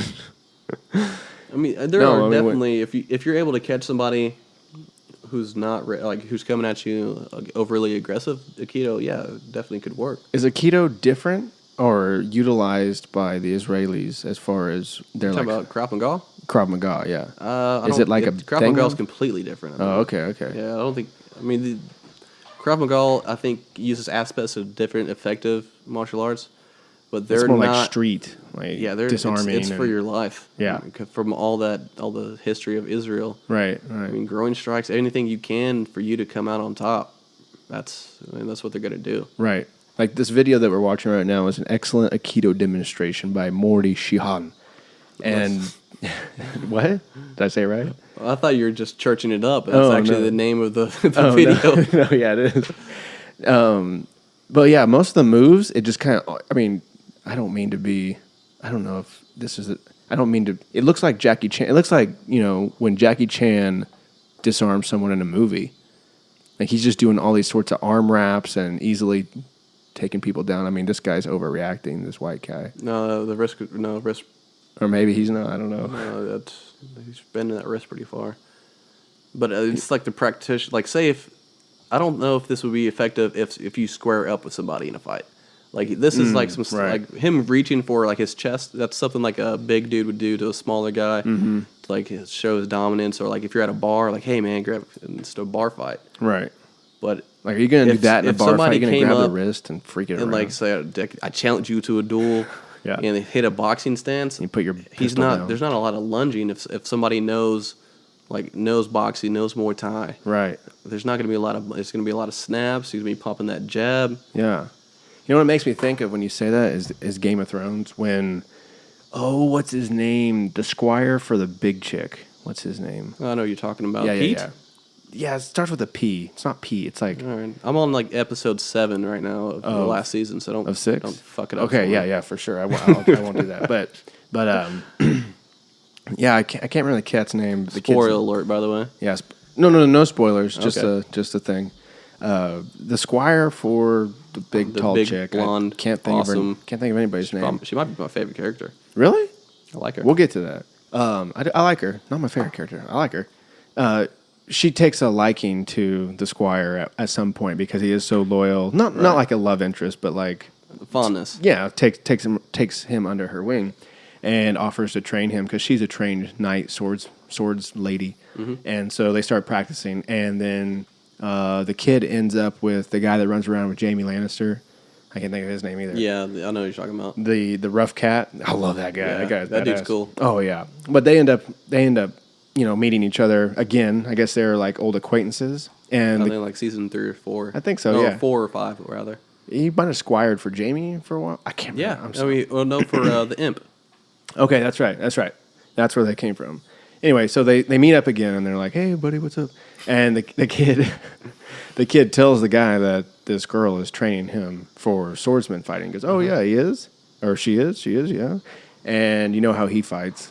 Yeah, dirty. He's very crafty. Right. I won't say dirty because it's a fight to the death. Yeah, very crafty. I mean, he's a good swordsman and everything, but he fights with his wits like a street fighter almost. Yeah. And so he goes something along the lines of what sort of fighting, and then he mentions like the knight, the proper way to fight, and he's like, "I'll teach you how to really fight."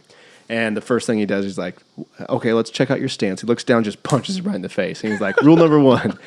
Always think people will want to punch you in the face. They always want to punch you in the face. But anyway, it made me think of like proper training of martial arts versus like the street training, which I don't know how much street fights Nate Diaz and Nick Diaz got in, but those guys seem like just street fighters. They just seem like that's what they were brought up in. Well, they took the street mentality to the ring, but their training is top of the notch. Like their boxing's great. Right. Nate doesn't check his kicks as much. Like he weighs down on the kick, kind of like Rampage Jackson. Never really checked kicks, but his boxing, like he outboxed Cowboy Cerrone, like outclassed him on his feet. Yeah, fucked him up. It was a 3-round fight.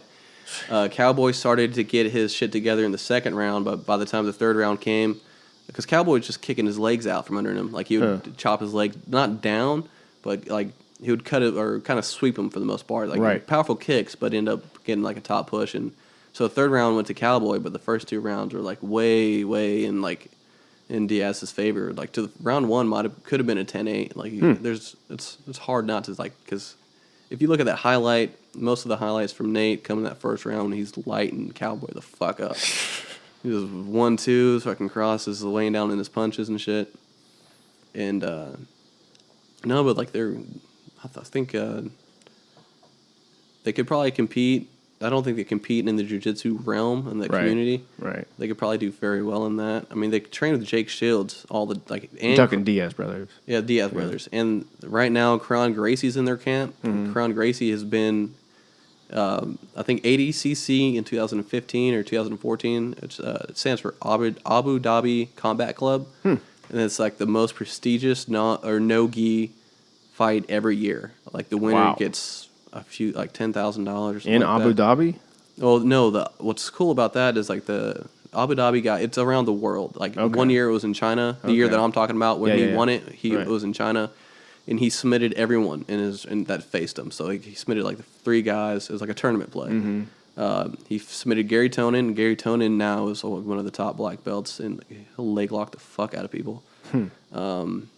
He's Gary Tonin. I can't remember the second guy he fought, but in the final round to win Abu Dhabi combat, the dude was for the most part running from him for the entire fight. Wow. Like kind of like shucking, wrestling him, Right. and kind of pushing him away, making him frustrated. But then as soon as the dude committed to a double leg, dude actually wrapped up that guillotine, and as soon as his back hits the mat, the dude's tapping out. Like Ouch. Stuart Cooper Films, he did a highlight, like a special on Kron Gracie, and he does a lot of the top of the line like jiu-jitsu films. Like his documentaries are sweet. Really? Yeah, I I'll mean look it's at it. one of the probably some of the best jiu-jitsu films you can get. Like 30 for 30s? Kind of like a 30 for 30. Yeah, Yeah, those are because so like good. he'll interview, like what he'll do is like he'll send an email out to to a certain fight camp. And Right. Like, hey, I want to come train with you guys. If I film this, give you guys a good promotion, kind of come down and train for free. And they're always like, yeah, dude, I've seen your shit. Come on down, man. Nice. So he'll go down cool. and like he'll interview. Like I think he might have done one with like Marcelo Garcia. He's done one with Kron Gracie. Done one with Reporter Cyborg. Cyborg he won the absolute in that whenever it was in China, and like he'll do like top BJJ guys and really promote not just the fighter that he's doing the film for, but like the entire jiu-jitsu community. Nice. And I think Stu Cooper fights, or he trains in Thailand with Roger Rota. He's an Onyx. Oh, okay. Onyx guy, I think. Okay. And I think the Tiger Muay Thai is the fight camp that he fights with. But I don't know if he does any MMA, but he does train there, I believe. Interesting. And so he'll do like a documentary, like a short, it's usually 5 to 20 minutes typically. Okay. Like a little mini doc. And like he'll like interview like what are your philosophies, what do you think of certain things, and there's a banner back and forth. Nice. And then it'll cut to like a sweet rolling session of like that dude just showcasing the skill set. Then it'll go to like another short 2-minute section of questions and stuff. It's well put together.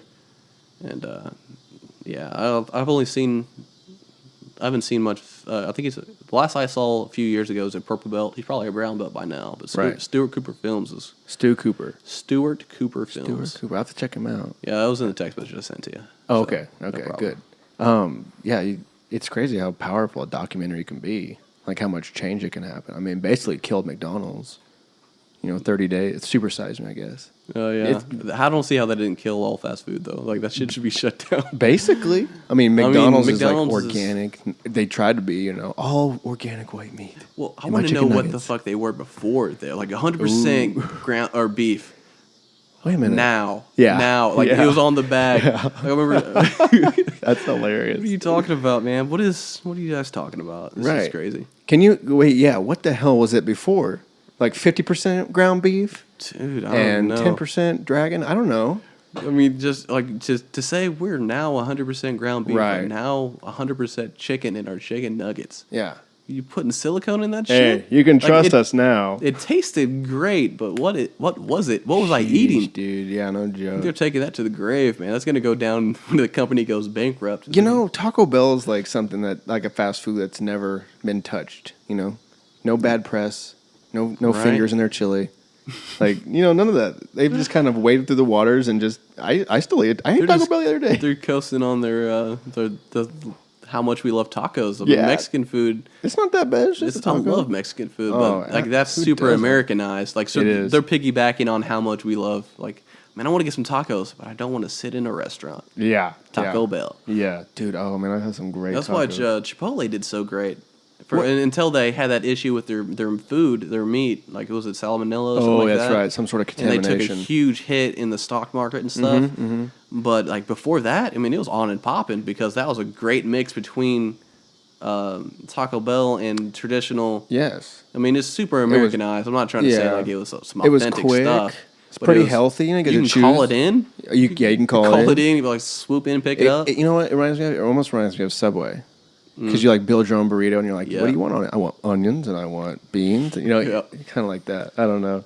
But with the documentaries, like when we did Chef's Table, like that changed the culinary world forever. I mean, I was just a PA on one fucking episode, but still, when I watch those documentaries, I can just feel the change within the culinary world because it's because they're telling such a good story. Like I just saw I saw one the other night, new PBR. Professional bull riding documentary. Like Netflix is killing it. Netflix is doing a great job on everything, documentaries and TV shows and stand-up comedy. How many stand-up comedy routines are on Netflix? Tom Segura, John Mulaney, Aziz Ansari's got like 3. Bill Burr, one of my favorite comedians, he's got like 3 or 4 on that bitch. I fucking love that shit. Bill Burr, he's so savage, man. He's so good. Hannibal Buress is an up-and-coming guy. He's got 2. Mm-hmm. There's a dude named Anthony Jensen, I believe. Who just had one on Netflix? He's got one on Netflix. His comedy is so. He's kind of capitalizes on like the animalistic types of like human society. Okay. It's so funny though. Like he does it in such a great manner, where it's fucked up. But it's hilarious. Right. I love that kind of. That's like Bill Hicks type stuff or Sam Kinison. I'm trying to think of more specials. Like there's a lot that I have. Like I don't know if Joey Coy has one on Netflix yet. That's kind of like a mark. If you get something on Netflix, you kind of made it. Yeah, I mean, I think Netflix. One of my buddies was talking about it. I think, or what he told me was that they don't really like they outsource like the production of it, but it's just under the Netflix banner. Then they buy it. Right. Well, they pay for everything. Okay, right. But so they send out to like another studio. Yeah. They produce everything, and then it's on Netflix. Only on Netflix. Suck it, motherfuckers. Yeah, that makes sense. When we did Chef's Table, it was I forget the production company, but it wasn't Netflix. Like it wasn't like none of us were working for Netflix. Mm-hmm. We were working for this other production company. Right. But what we were producing and shooting was for Netflix. Yeah. You know, they end up getting it or whatnot. So. Netflix has got a lot of original, like they have original like anime on there too. Mm-hmm. Oh wow! Yeah, I mean, 7 Deadly Sins was one I just watched recently, and like it's got like the typical anime character where it's just like super pervy, and it's like, what are you doing, man? But he's like the main character, and it's very good. I mean, you have to like anime, of course. Yeah. I mean, you're not gonna really give a shit about it. One of the problems about Netflix is there's just so much. Like I usually spend 10 minutes choosing something. That might just be me, but because you gotta catch myself in the right mood for the most part, right? And I'm double dipping. I got Netflix and Hulu. I mean, it's like, man, it's worth. I mean, I kind of want to get rid of like satellite or Dish or DirecTV. Like, there's no real reason for me. I don't even watch that much sports. Sports are the only thing. I don't even watch that much sports. I mean, really? All the sports I can watch. I can find a clip online. Yep. I mean, I haven't really given too much shit about sports all that much since high school, I don't believe. Like being committed. Like, you know how much of a Texas fan I am? Huge. And, like, dude, it's been such... I get depressed sometimes. Yeah. Texas has been so sad since Colt McCoy left, man. Like, dude. We're barely surviving. But it's on the up and up. Like, we beat OU last year. That's always a plus. But since, I don't know, Netflix and Hulu, that's where it's at. I mean, and $8 a month, you know? For both of them, $16. That's a lot better than a cable bill. The cable bill's like $100, right? Yeah, and you watch 3 channels? Yeah, I don't use. I mean, if you could purchase not a package for cable or for DirecTV, like these are the 16 I want. Yes. Right? Let's strike a deal. Yes. HBO Go. I mean, they kind of did that. It's kind of like all these private production companies are just going their separate ways. Mm-hmm. Like, well, we don't need DirecTV anymore. We don't need Dish. Yeah. Because the package deal, it's HBO almost as bad and as Stars you can get on Hulu. You have to pay extra for it. Okay, right. But you can add those on there. Same with like Amazon Prime. Mm-hmm. I think you can add Stars on Amazon Prime. Mm-hmm. Just like internet access? Amazon Video. Yeah, you just need that internet access. So like Amazon Video, I mean, you get I think you get that automatically if you're a Prime member for Amazon. Right. But then like Stars is like another $5. But I don't think Stars has... That's not bad. Yeah, it's not bad. Like $5 a month or something like that for whatever. Let's say there was a good stars program like Entourage. Yeah. Like in the heyday of Entourage, yeah, give me that $5. Yeah, Entourage for is sure. great. I don't know. I watch a lot of YouTube too, and YouTube's totally free. I mean, I pay $15 a month, so I don't have to watch ads. Yeah. And I can take it on my phone. But I watch a lot of YouTube. $15 a month for YouTube? Yep. YouTube Red. Okay. But no ads, and I haven't seen an ad that forever. ad's 30 seconds, bro. Here's my $15 a month. And you can usually skip most in 5. I know, but but that mandatory one, I'm just sitting there, you son of a bitch, dude. When I listen to Pandora and a damn ad comes on, I run to the speaker and turn it on mute. You know, or if I'm in the car, I just have 30 seconds of silence because I refuse to let that shit in my head. You can avoid I'm that anti-ad with $4.99 though.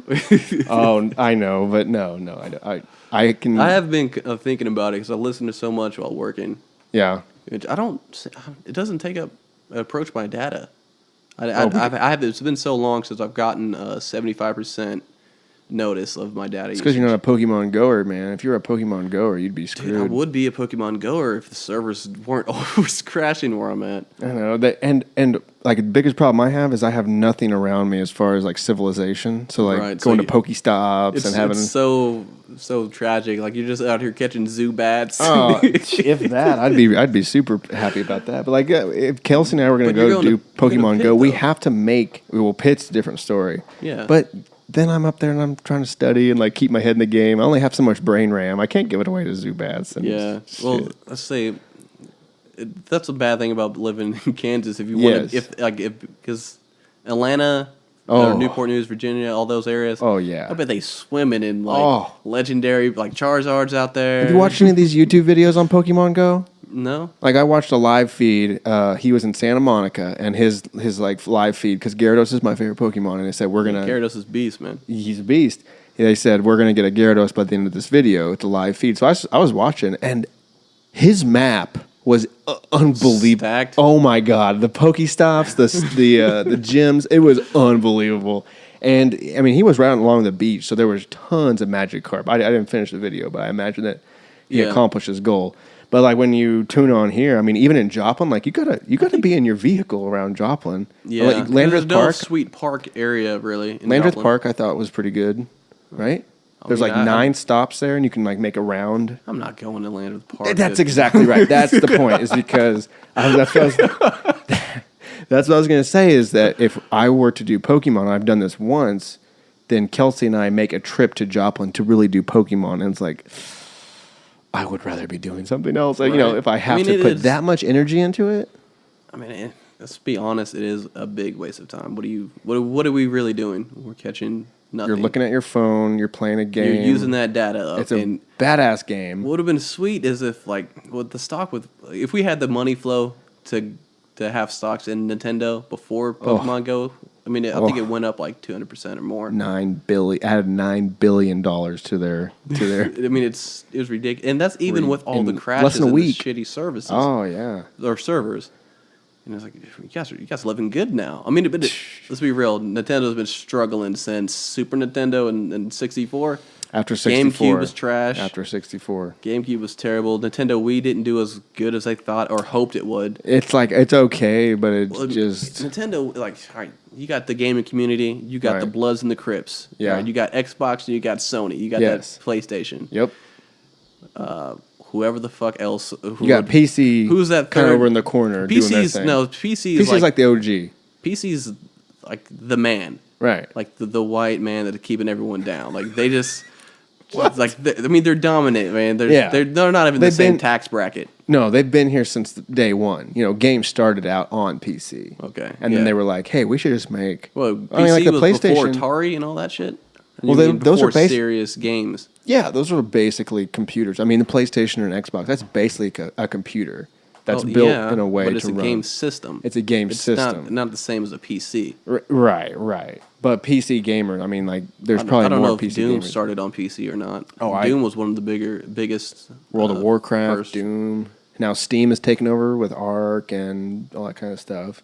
I think I had a buddy telling me about Arc. Sounds like something that's too complicated for me to play. It can take Arc's the one you play, right? Arc's I played. There was another one. Oh yeah, you got smashed. I unplugged myself from the Matrix. There's a remember Ricky Merrill? Yeah. My classmate. Good cat. I was watching the Good fight little at his house, Mm-hmm. and his brother-in-law was telling me about this game system or game that's coming out where it's just like I don't know the name of it. I have to ask him about it. But like, there's like you're in a galaxy of like some 200,000 billion planets, quadrillion so, or something. So theoretically, like, and you're able to roam the entire thing like a massive ass Skyrim map. Right. So theoretically, like, we could possibly never meet each other playing the game in that game. I know what you're talking about. It's like Star Child or something. Star game PC. Billions of planets. This is what I'm gonna type. The guys at Google are like, this guy is dumb. No Man's Sky. No Man's Sky. That's what it's called. Yep, No Man's Sky. Well, it's crazy. Like, from what it sounded like so like some Star Trek type shit, where like you need to have the resources. Like, you can't just go click a planet and just rendezvous on planet Delta or whatever. Like, you got to fucking voyage your ass down there. Like, that's a lot of resources. If you're like, say how unlucky it would be for me and you, like, if we like, we're gonna play this game together. We're gonna get through it. I spawn in spawn on the quadrant. other side of the galaxy. You're just like, so I guess we'll meet each other in 4 years, huh? Yeah. Oh my god, no, I couldn't play it. That's just too big of a game. I can't do it. No, it's too Ark was much. big enough. Ark was an island, and it was big enough. It took over my whole life. It was what was it? It was spring semester. From February to June, I was Ark every night, as 6-8 hours, as much as I could play. Damn, you played that much? I played I tried to study in between. Like, it goes day and night. You're on an island. You're training dinosaurs. You're building forts. It's like the greatest thing ever. When it would go night, it would be really hard to see. Training dinosaurs wasn't the greatest at night. It was very dangerous. So I just like post up in my fort and then study. I put air quotes. I'd study. And then when it got light, that's when I'd play. Right. But yeah, dude, when Casey and I first played it, we sat in the office and we played it for literally 20 hours. We sat down and we didn't blink for 20 hours. Jesus Christ. Yeah. It's just so much to do. Just building forts, to try to survive. You have other people. I thought that sounds like but Ark always sounded to me like a prehistoric Minecraft. Yeah, that's very good. That's a very accurate description of what Ark is. Yeah. With a hint of World of Warcraft, because of the different factions you have, different tribes and whatnot. There was It's my first open world. What do they call that? Online. World of Warcraft is a massive multiplayer online. It's my first MMA. open. Yeah, MMO. MMO, whatever. Yeah. MMA, MMO, whatever. We've been talking. Let's see. There's two things on Netflix I watched that I never would have paid attention if it wasn't on Netflix. Yeah.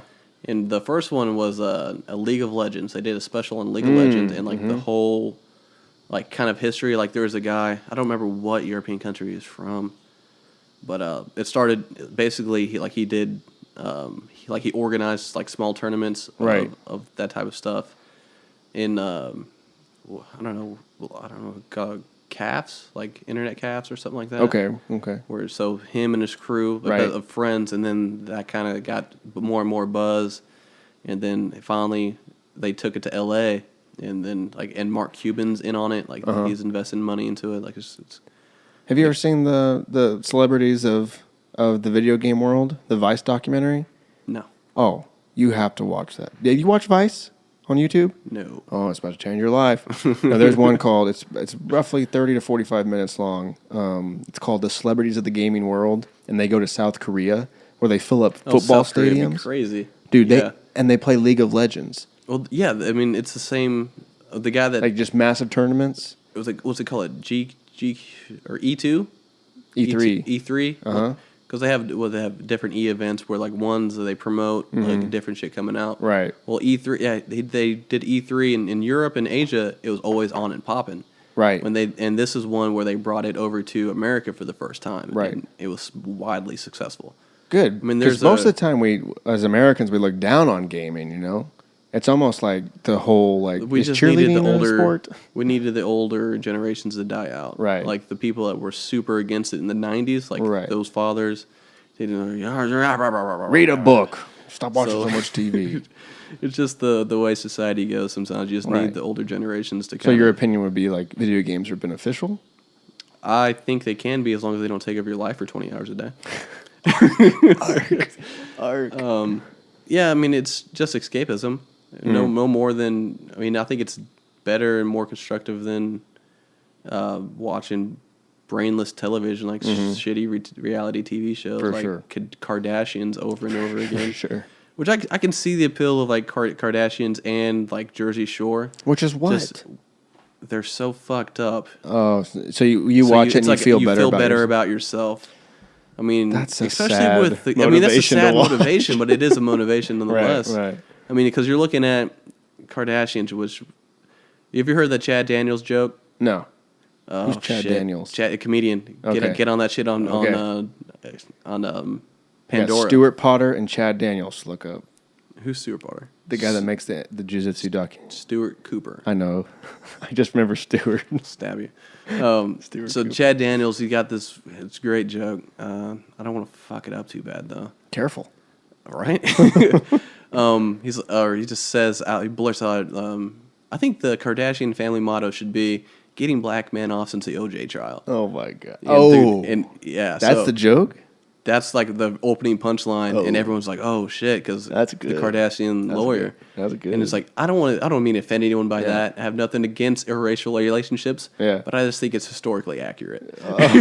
Dude, that's good. That's good. Joe's got one. Joe Rogan when he did his last special in Colorado, and he talks about if like aliens came down, Yep. trying to tell them why Kim Kardashian is so famous, and he starts all the way back at the OJ trial, and his dad died of cancer like 6 months later. Karma. And if karma's not a motherfucker, show me a better example. Oh, dude. We're gonna kill you all. Yeah, That's so what the you aliens have say. a family that's the empire is basically off of Kim's sex tape. I mean, Yeah. you had all that lawyer money, but No, once what she about her sucked dad Ray or J's like dick, what's the transgender now? What's I forget. Bruce? Yeah, Bruce. I ain't calling him Cat. How's how's he involved in this? Isn't he Well, Kim's he dad? married Kim's Stepdad. mother. Stepdad. So after the cancer took her dad, Okay. I can't believe I'm talking he about this on became my fucking podcast. Bruce became the stepfather, and then she gave Ray J the beeger. Mm-hmm. Then she's like, I gave the beeger. I might as well start a reality show. And that's what the empire like. Are you fucking? And kidding now we're me? here. Yeah. And that's the reason. Like, so people look at that's such a odd way of becoming famous. Super odd. I mean, there was a commercial for T-Mobile where Mm-hmm. Kim was like being like sponsor, and T-Mobile didn't even know what to call her. They called her a famous person. I swear to God, that shit went to fucking press, and that it was like I was watching TV and like Kim Kardashian, and then it had like a little subtitle, Famous person. Like, are you shitting me? I mean, what else would you call her? Just a lot of people know her. Or, She a like, porn her- star? Well, Basically. according to Pornhub, like I think it's like one of the top 10. That video? searched every year. That video on their side is like a top 10 thing. It's really low quality. Yeah, but it's some stupid chick with a fat ass It's so weird. that's supposed to be from like a wealthy family. And Sex like, tapes are so weird. Like, it is pretty odd. What? Where did they come from? Lonely person, probably. I don't know. Yeah, but now we have Kim Kardashian. The sole reason that she is famous is because of she filmed herself having sex. Right? I mean, Literally, that's how many Paris people Hilton are- kind of got famous too. So, Yeah, kind of. and then she also got a reality Forgot show about off her. of it. Yeah, her and what Chelsea or Chloe or whatever. I don't Nicole, I think. know. You know what kind of sex tape I want to see? Duck Dynasty, and I want to see them fuck each other. Whoa, that's disgusting. I'm dude. so sorry. Why would you even try to put that mental vision I'm in so someone's sorry. head? I don't know. Oh, I thought you were gonna say like some like a realistic thing of a guy like then him apologizing for 10 minutes. I'm so sorry. Oh, it never geez. happens like that. I swear. I can't do it. No way. No, I don't tune into the reality stuff at all. I usually try to keep mean- that stuff away from me. I think that's more brainless than a lot of sporting events. Which, I mean, we have a lot of passion for sports and stuff in this country, but we don't. If anyone that like, there's no real like change movement. I mean, Martin Luther King was basically the last guy who made a serious stand. For like civil type. I mean, yeah, for social equality. Right. I mean, there's not much you can do that. I mean, once he did that fight, and it's still taken. It's what they did that in the '60s, so over 60 years or so. we're still not to where it should be, but Right. we made a lot of progress. But Right. we'll say the first 30 years, whenever like Rodney King got jumped by 4 cops and murdered, and they all got off, that's not a big gap between 60s to the 90s. Right. Right. And so basically from the 90s to now, we've made the most progress. Right. Like, I mean, that's crazy. Which would say because of what reason? Probably social media had a lot to do You with it. think the internet, right? I think it's social media and Everyone having and also still the older generation kind of dying off. Oh, and right, them yeah, not stuck in their ways. that, and everyone I mean, has I a feel like- camera in their pocket. Yeah, but I also think that the younger generations, younger than or us, a couple generations before us, are a lot more open-minded than before. I mean, was it after 2004 when Michael Phelps got caught with hitting that bong? He lost so many people, like so many not people, but like sponsors and shit. Right, lost right. millions of dollars because a college-age kid hit a bong once. Right. Well, Well, supposedly in a once, photo. assumedly In a more photo. than that, because Yeah. a photo's worth 1,000 words. But like I say, if he would have done it now, right. a lot less sponsors have fallen off that table. Sure. And that's with a gap within 16, 20 years, Right. or 16 more so, or 12. See, I mean, I'm thinking the Clippers guy when he said all that shit, that he lost his team, right? Oh, yeah, I don't think he lost it. Donald he Sterling. Fought that. Donald Sterling fought Well, he it, lost. and he won. What? Oh, I think he's still an owner, isn't he? No, no, 'Cause no, I don't no, think no. Frankie Muniz got that money because you can't legally take someone's team away from them for him being a racist. You can be a racist and be an owner. Right. I don't I agree think with what he's doing. I don't No. agree with this side or with this stand. You know, Right.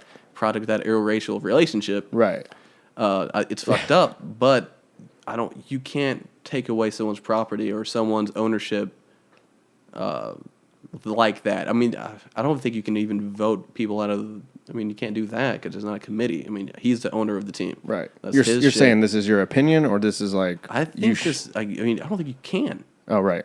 I don't, Yeah, but you kind of force his hand because of all the bad, press, and he's a probably billionaire. He gives a shit about. yeah. But if bad the press. whole country turns on you, you can't turn on the TV without everyone's. He doesn't have to. He's not a government official. I mean, it's him Right. against whatever. I mean, there's no one really getting into his gated ass community. No, but like people that own the Clippers with him, maybe not the people that own the You Clippers. mean put like a financial bind on him to where he but needs to sell? no, not necessarily. Like you. Okay, so yeah, he's like you're, a 53% owner, Right, And then you're the saying owner, the other 47 are gonna. yeah. They're like, dude, you got to leave. You're They knew- old. You're They all knew how shitty of a person he was before all that came to light. yeah. Okay, here's what I'm trying to say is, so he owns 53% or whatever. He says all these hellacious, crazy things, Mm-hmm. and then there's all this negativity towards the Clippers. Right. If you don't do something about Donald Sterling, like if you're just like, whoa, we can't do it because he owns the team, then the They entire tried, but I think legally he backed his shit up. but I'm just saying the entire organization can't withstand that because they'll be like, well, you kept this asshole owner of this team. I'm going to switch teams. As talking as far as like a fan or a player or something, like I'm not playing for this guy or whatever. Mm-hmm. You see, does that make sense? I understand what you're saying, but Right.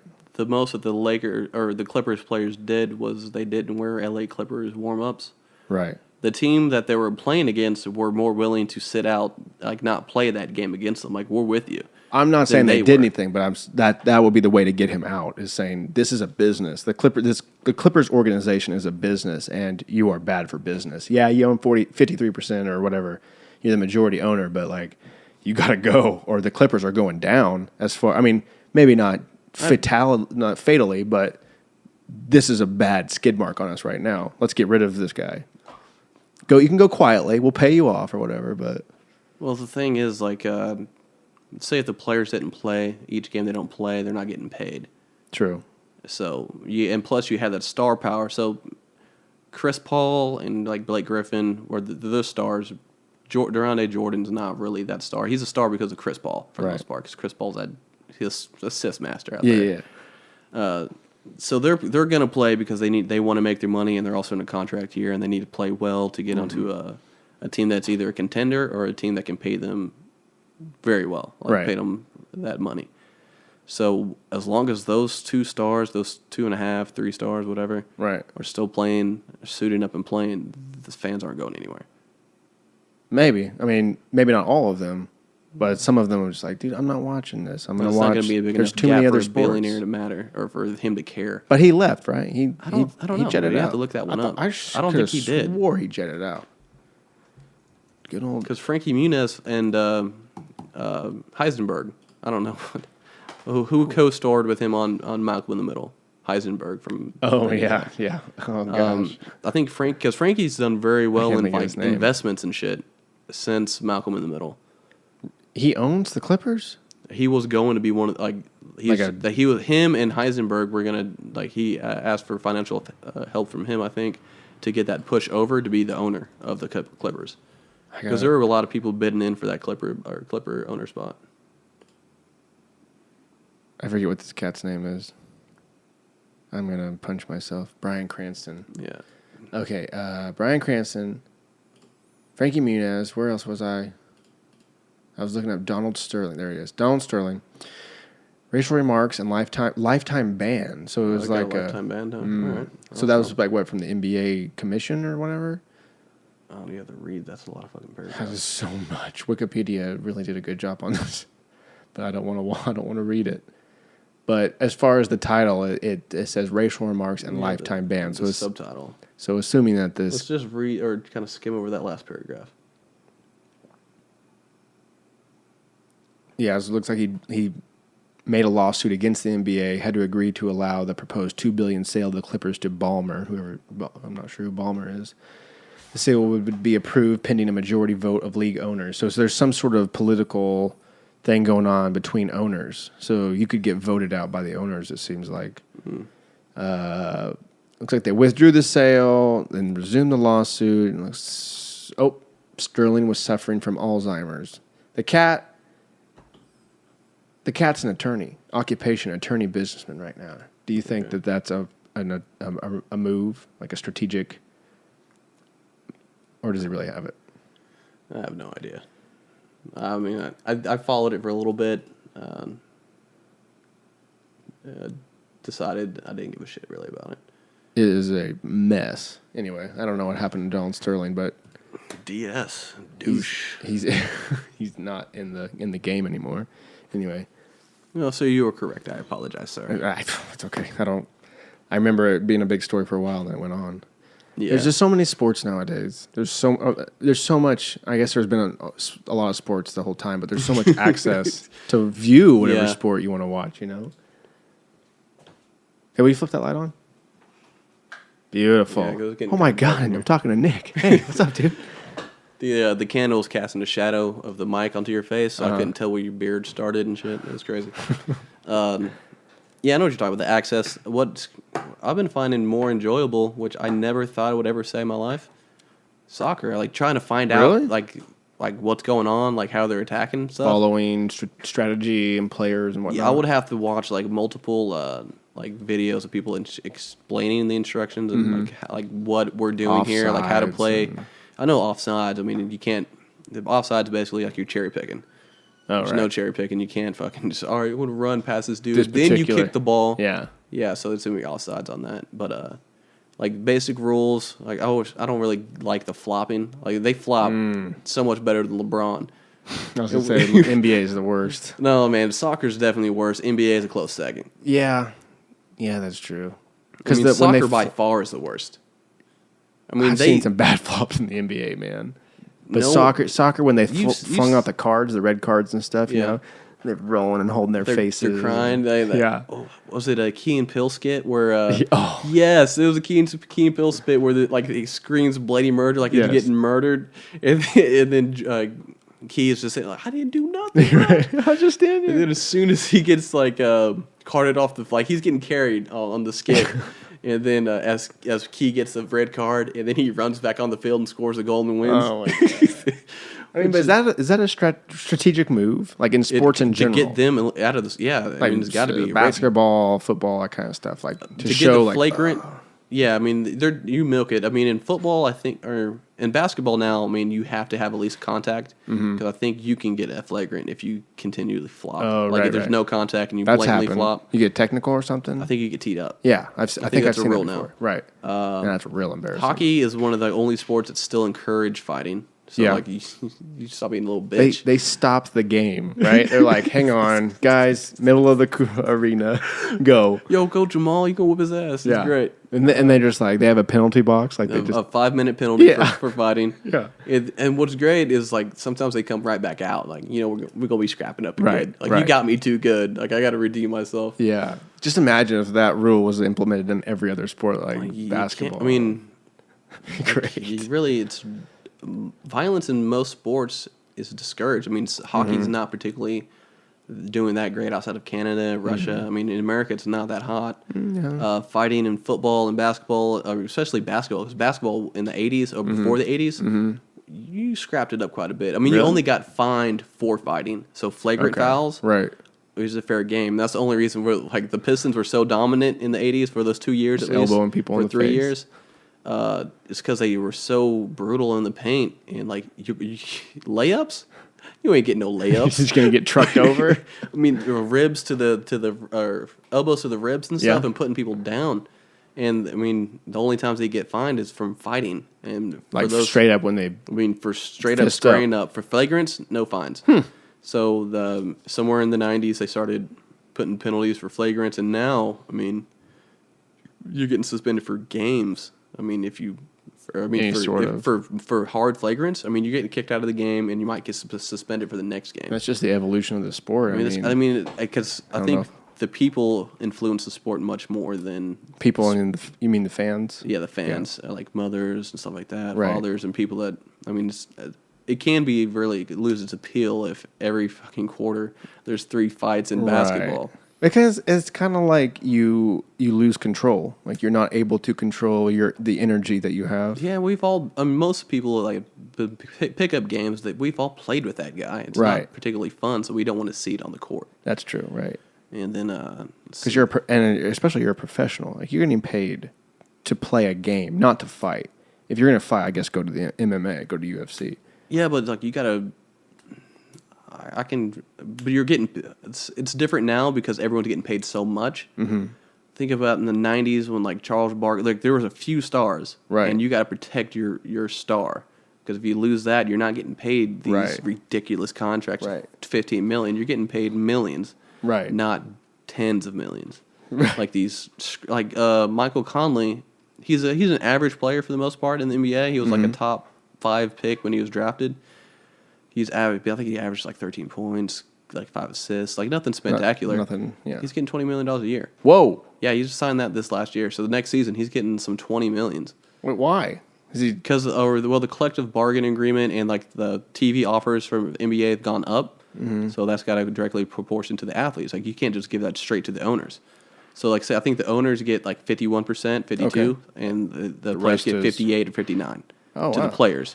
But that's to all the players, not just so Right. the owners. So whatever, 32 owners get 51% of that shit, and then 49 to 48% go to all of the players, Wow. which is and it's great for the players that they're now getting that money, but the money was mostly made off of the people before him, like Jordan, Kobe, Shaq, all those stars in the 80s, 90s, and in early 2000s. That's kind of what the UFC is dealing with now, since they sold for $4 billion.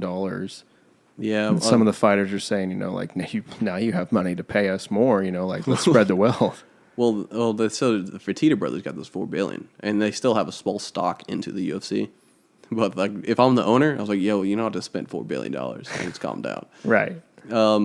I think the biggest struggle for the UFC right now is probably like they don't have a fighters union. I don't believe, and like they're just in like the startup of the fighters union. Who else has unions as far as sports? NBA, I mean, all the major sports teams. NFL, they all NFL, oh yeah, all the time. You should know this. because they, I guess the refs went on strike for a while. Ref, I mean, I think the refs also have their own union, but the players definitely have their own union. Right. Because one of the things, like if you listen to Mike and Mike in the morning or anything like that, what they've been talking about anytime with the NFL, like especially when there's like a punishment coming down from Goodell, is that the players, they kind of conceded this power to Roger Goodell. And the expert that I've heard for the last 3 days, like, no. I mean, it can be interpreted that way. I see how they did it, but we did not give Roger all this power that like he's throwing around right now. And so the players, anytime the players go on a strike, that's the players' union saying, you guys deserve more money, so we're not going to play this season. See how long that lasts. Right. Which is like, I see why the owners they try to call the bluff and they hold that strike for as long as they can. Mm-hmm. Because if they immediately fold, like, we really need to make this money. I mean, the power they give all the power to the players. Like, see how much they need us. Chess game. Which is, I mean, they got billion. I mean, Kraft for the Patriots. I mean, he's making all that cheese money.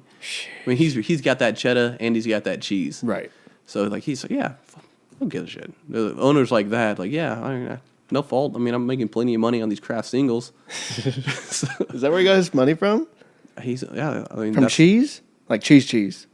You've slices. never ordered Kraft. You never had Kraft singles on a cheeseburger. I've had them. Seen Kraft like. That's shredded. him. That's I'm pretty sure that's him. The guy that owns Patriots. Patriots. Yeah. Robert Kraft. That makes so much sense to me right now. Yeah, it should. Huh? Because that's the kind of money you need to own a Oh, team. seriously? How much? Yeah, teams $2 billion. I mean, the Dodgers went for $2 billion. The Clippers went for $2 billion. What Wikipedia said. So if you have and anymore, it seems like multiple people are going in on it. To buy a team. It's not like just one person, like, or a family anymore. You need a lot of flow. Like, or even to have a stake in the team, I think you have to probably be a millionaire. I mean, Usher is, I guess, a part owner of the Cleveland Cavaliers, I guess. I found that out when they won the championship. Because it's a business? I mean, it's an investment. Yeah, it's definitely a business investment. Right. And Usher hit the lotto whenever LeBron went back. Oh, seriously. Who predicted that? Gosh, I mean, just seeing how much revenue LeBron brings to that city, like how much it dropped off when he left. Oh, my God. Like, yes, you need to do everything you can to keep James there. Dude, Cleveland is a huge movie city right now. Like, all the Marvel films are being shot there. And it's because it looks like it's fucking downtown Baghdad. Yeah, that's true, too. There's, like, insane tax incentives. Like, come here, film, and we won't tax you at all. But when a movie crew rolls through, especially one as big as Marvel that has that kind of budget, you have to put them all up in hotels. They all want to eat. You got catering. They want to go. They have days off. They don't film every day. Yeah. I mean, they generate tons and tons of money. It's like a boost to the economy, a local economy at least, Yeah, well, LeBron would do that for 41 games of the year, right. For regular season, and that goes up whenever playoffs hit. Oh, I mean, when you say Cleveland, what do you think of? Cavaliers, sad. LeBron. It's sad. No, man. I remember put out a post on Facebook. I do like LeBron. I do give like a super duper LeBron fan. Like I'll start giving him crap. Like, oh man, you're just bandwagon, man. LeBron ain't nothing. Go Jordan. But LeBron's a great player. Yeah. There's no easily top 3. Oh yeah. All time. I mean, there's no What's your top 3? Oh, I don't know. Jordan's more so of a like pay homage type thing. Sure. But he's got to make Kareem. I loved watching Kareem and his skyhook. Like I can't say watching, like going back to watch Kareem because that shit was 80s. I was about to ask, like, wait, when? I went back in time. So Kareem, Jordan, and LeBron as best players. Like Kareem, he's got the championships, he's got the points, he got the statistics with it. Right. I would say Hakeem Olajuwon would play for Houston, but the only salt you can throw against him is that he didn't beat Chicago because Chicago didn't have Jordan for those 2 years that he won it. Jordan came back and he won another 3. I gotcha. So like that's the only salt. Kind of a weird. Yeah, it's only a weird dynamic, but I don't think Jordan beat Houston when he came back. I think the years that Jordan won, I think Houston beat him like consistently. Huh. In regular season. Right. And because they only played twice anyway, because it's East and West Coast, different dynamics. Yeah, you have to take those sorts of things into consideration when you do like a top 10 because I watch the NFL Network or whatever and they do like the top 10. They have all sorts of eras. I mean, how dominant was a player in his era, and there's not been a player more dominant than LeBron in his era through the lifespan of his career. Not Kobe. No, not Kobe. Kobe had Shaq for the early part, so that's kind of tarnished. So but later. I mean, because look at LeBron. LeBron carried that garbage ass team. They got swept against San Antonio, but he carried that team so fucking hard on his back. Right. If he would have had just a little bit of help. I mean, I think his point guard was some small shitty dude named Gibson. Don't even know his name. He didn't have Shaq at the time. I don't think when he take his team to. No, I don't think he had Shaq then, but he had some old dude, some old European guy. As like that was like the number 2 option was this old dude that no one fucking remembers. Old European cat. Older European. He was a solid role player, but LeBron was the only star. Carried them. We got swept in 4 games, and like for some reason that was a huge blackout. Like, yeah, he got swept in the finals. Like, dude, this team shouldn't even be in the finals. Yeah. This Do you team realize so bad? Man, this team, because immediately after he left, or he left a year after, they got swept in the finals because they got beat by Boston the next season in the playoffs. And so he leaves that team. He goes to Miami. He goes to 4 consecutive finals. wins 3 of 4? He wins 2 of 4. Oh, 2 of 4. In Miami, and then Cleveland was steady not in the playoffs for those 4 years. It's so sad, lonely on that LeBron hangover. I wish you were still here. And they burned his jersey. They crucified this kid. They don't ever come back to Cleveland. I mean, there were people, like the second year he was in Miami, I saw a guy wear a Miami Heat jersey with LeBron. Mm-hmm. He got kicked out of the baseball game in Cleveland. Like, people were giving that kid heat. Like, LeBron's from Akron, which is the shittier version of Cleveland. Yeah. According Daniel Tosh. But so they kick this guy out. They give him so much grief. They burn his jersey, tell him never to come back. Jeez. He comes back. Yo, I love you so much, dog. Thank you. Welcome home. Welcome home. I mean, they got Kyrie within that time, which Kyrie is a major upgrade. And there was a fair amount of trades that went on whenever he first came back. Because when he first came back to Cleveland, he was GMing it as much as he could. Like it looked like it. He was so hard. Like, all right, so what are we gonna do? We need some big men. So what we're gonna do? Wiggins, I love you. You have a great future. But we gonna trade you for this Kevin Love. Kevin Love, go shoot those threes. Yeah, he's running the offense. He got his. I guess most people blame him for David Black getting fired, which is the coach from Europe that came over. He could only coach 1 full year. Then he got kicked out the second year. Well, that's 1 year on his resume, I guess. Yeah, 1 year, like heartache, and it wasn't fun for him. Right. But and I don't know, just looking at the way he plays more of a team player than Jordan ever did. I mean, that's pretty clear. I mean, Jordan had quite a few assists. Like, I think he averaged like 32 points and 6 assists, 2 steals a game. I mean, he would just control the game. He would just set the boards. Tempo and just take over. Yeah, I mean, he's like he'll offensively just too dominant. Right. Even as he aged like Jordan aged so well. Like, he had that MJ fadeaway, which you can't block that shit for the most. I mean, he's fading too far. He's too cash. Because MJ fadeaway. I mean, that's what I always called it as a kid. Yeah. That baseline back, he'll back you up, turn around and fade. You're 2 feet away from the ball. You can't do nothing. You hope you miss. Yeah. Rebound if there's a chance. Right. And there's only a couple times where Jordan passed the ball up in crucial situations, like when John Paxson hit that 3 at the buzzer to give him the win against the Jazz, Utah Jazz. Mm-hmm. I mean, there's not most of the time Jordan give Jordan the ball and everyone else get the fuck out of the way. Yeah, that's what it seemed like, and that's why everyone loved. Yeah, because he came through all those times. So. But LeBron he's more willing of a team player, I feel. Right. I mean, the assists, you could make an argument where he's just as good defensively, but it's a way different era. I mean, they had hand checks when Jordan was able to play. You see Jordan playing, he's hand checking the shit at everybody. Like, you ain't going around me because hand checks aren't allowed anymore. That's a foul. Interesting. So the thing is, like, say if the great debate is who would win, well, what rules are we playing with? Because if Jordan played in this era, that 32-some points is going way up. There's no hand checks because he was hand checked against as well. Sure. But what great 2 guard was there in the 90s? Only one I can think that can. Reggie Miller was the only great 2 guard. I mean, he wasn't great defensively, but he was a great 2 guard.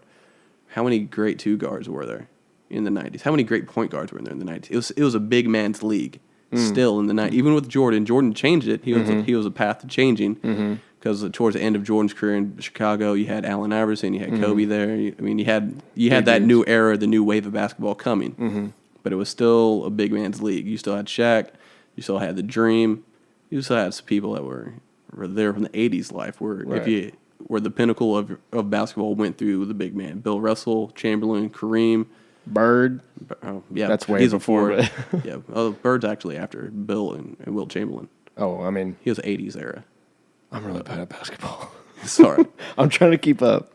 Which I was looking at Bird's stats. I mean, when I think of Larry Bird, I think of this great shooter, great 3-point shooter. Mm-hmm. He wasn't as dominant 3-point shooter as everyone paints him to be. What was his dominance? Defense? Well, he was just a great shooter in general. He was a great shooter, great defender, a great scorer. But his 3-point percentage wasn't like he was shooting 40s. He was shooting like low 30s for most of his career. But back in the day, was that good? Better than it would be today? No, but today, I mean, if you're a great 3-point shooter, you're shooting high 30s to 40s. Per game. Yeah, a game, averaging. Low 30, I mean, it's not terrible. I mean, I think his percentage is heavily skewed because the first 3 years in the league for Bird, he shot 28% from the threes, I think.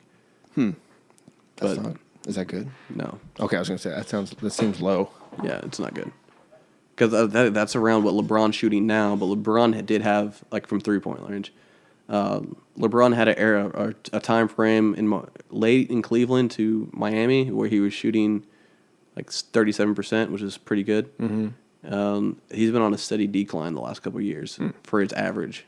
Maybe that's the reason for him being more passing of the ball, more sportsmanlike. He's always been kind of pretty a distributor, team-oriented. Yeah, I've also heard stuff like LeBron being like a photographic memory, like he can call plays out from like when he was in high school. I mean, he's played a lot of basketball for him being able to call out a specific His whole play. life, you know. Like, you remember that play back Every in day. December that coach drew up on that napkin? Nah. Oh, fuck, you get your game up. All right, You think Kyrie. it's true? You think he really has a photographic memory? Yeah, I think I think to be as successful as he is with how he did it, you have to have a great basketball mind. Yeah, There's your no your way. basketball IQ obviously has to be pretty high. But he's got natural talent too. Just physical specimen. That's why I He's hate it when he prototype. flops, man. I know. Did you see the one where his teammate Thompson hit him in the face and like he was backing up like 4 or 5 feet, then finally fell down, and like they called the flagrant on because there's another team or player from the opposing team standing there, so they had to go to the film. And it was like, you know, you got hit by your teammate, right? Yeah. Oh, I thought, dude, I could have sworn it was this other dude. Oh, jeez. And like when he played in Miami, it was like I think he kind of embraced being the bad guy a little bit. Mm-hmm. Like he was flopping off of everything. Yeah, he did that for a long time. It's like I would respect him more if he took the tough man route. You know, like Jordan when he played with the flu and stuff. That the stuff's flu game. inspiring. I think the flu game might be the downfall of a lot of people are acting kind of soft on the court. It has Because to be. think about it, because before the flu game, or it's also a different era, of course. Sure. And there ain't no glory in taking these or faking a flagrant, because if you fake a flagrant back in the 80s and 90s, you're going to get one real in the face. Yeah. So, all right, so yeah, you have the flu game with the Jordan, and he overcame so much. And it was more than just one instance of him overcoming adversity of like a physical thing. But the flu game was some legendary shit where he had a flu of like 107 or maybe 105, something like that. It was something stupid. And playing through it, having a great game, and being carried off the court with Scotty, like that's iconic image. Oh, yeah. Ever since then, players have been kind of wanting to have that kind of moment where they overcome that adversity, Right. and shine through. And I think it kind of gets over.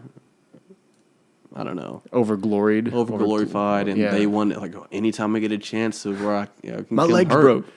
right? And so like you see, and it's not even like we're like painkillers and stuff. I remember when Paul Pierce when he won his first championship with Kevin Garnett and Ray Allen, he got hurt, like carried off the court.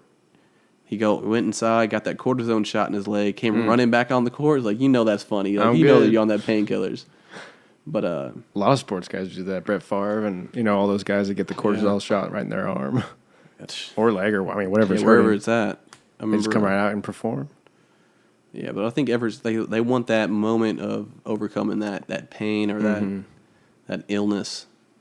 And it's like LeBron got beat by a mascot whenever his 4th year in Miami. He got beat by his own mascot, getting those cramps in the he got cramps up from the heat in in San Antonio because the AC wasn't working. Oh. And they got cramps and got carried off the court towards the end of the game. I was like, come on, man, take your might off. Yeah, I can't remember. Oh, God. Yeah, I can't remember that. Cramping up, take that might off. It was like, dude. I mean, but because my buddy, one of the best players of all time. Oh, easily. My buddy Grinnell, or Chase Grinnell, I met one of my Navy buddies. Huge LeBron fan. I would always take an anti-LeBron stand against him just to get him pumped up. So I put out a tweet, telling, or not a tweet, a Facebook post. It's like, man, really, you gonna get cramped up? Take your mind off, LeBron. And he hits that immediately. How you gonna play basketball when you're cramped up? I was like, come on, bro. He literally lost to his own mascot. Defending. You're gonna lose to the Heat when you part of the Heat. Step your game up. Immediately defend Just him. playing a stupid or keep poking him as much as I can. Makes me think of Chris Crocker. You leave Freddie alone. You leave LeBron alone. It's hot there. Stop it.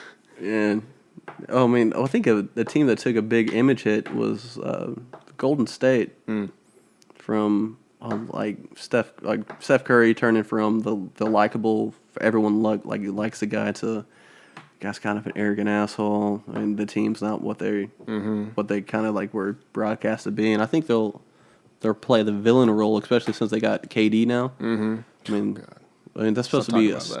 Oh, you're pretty upset. Big. I'm a Kevin Durant fan more than I am Oklahoma. Well, your football's different when you can have your favorite players. I don't know. Yeah, football's more of a city-orient based thing for me. I mean, from my observation of friends and stuff. But collegiate basketball is where most of the passion is, or a lot of the passion at least was. To the players. To the players. Yeah. So from going to loving your college basketball team or football team to not liking a player because he plays for not the team that's in your city or near your city, it didn't make a lot of sense to me. I enjoy basketball play more than I do a regional devotion to a team. Right. And I don't know. This thing is fucked up whenever they give all these players all this shit. They're like, you should be more loyal to the team, to the city. The city is also not paying their checks. It's the owner. The owner's looking out for his best interest. Right. They're not gonna sacrifice money or pay this he's averaging 10 less points in this or say 7 less points this season. This is his contract year. Let's look for that trade. Let's cut him. And if he gets traded for a better player, you're not loyal to the Wade. I mean, they're not really all that upset. I mean, yeah, he went to Chicago, but they think his glory years are over. I mean, there's no loyalty to him anymore. Right. I mean, when you're there and you're winning and you're projected to be that guy, they love you. They want you to be there forever. Of course. But if you're past your prime, they have no problem cutting ties with you. So I don't have a problem. So with you're players. saying a double standard as far as it's fucked up. Yeah, I have no problem with players looking out for their best interest and trying to get whether it's a title or money. But what about going to the team that beat you? That is kind of fucked up. Okay, that's the only thing you can call a black eye, because LeBron didn't go to Boston. He went to Miami. Right. He did kind of create his own team in Miami. Yeah. Chris, you come from Toronto. Right. We're going to meet down with my boy D Wade. He's going to show with the honeys and the beaches. And I'm still surprised that's even reasonable to do. To choreograph between you and... Why doesn't just I'm surprised it doesn't happen more often. But someone's going to step in and stop that and just you can't do that. You can't stop it. We want to see agency. that. I know, but it just doesn't seem right. Why?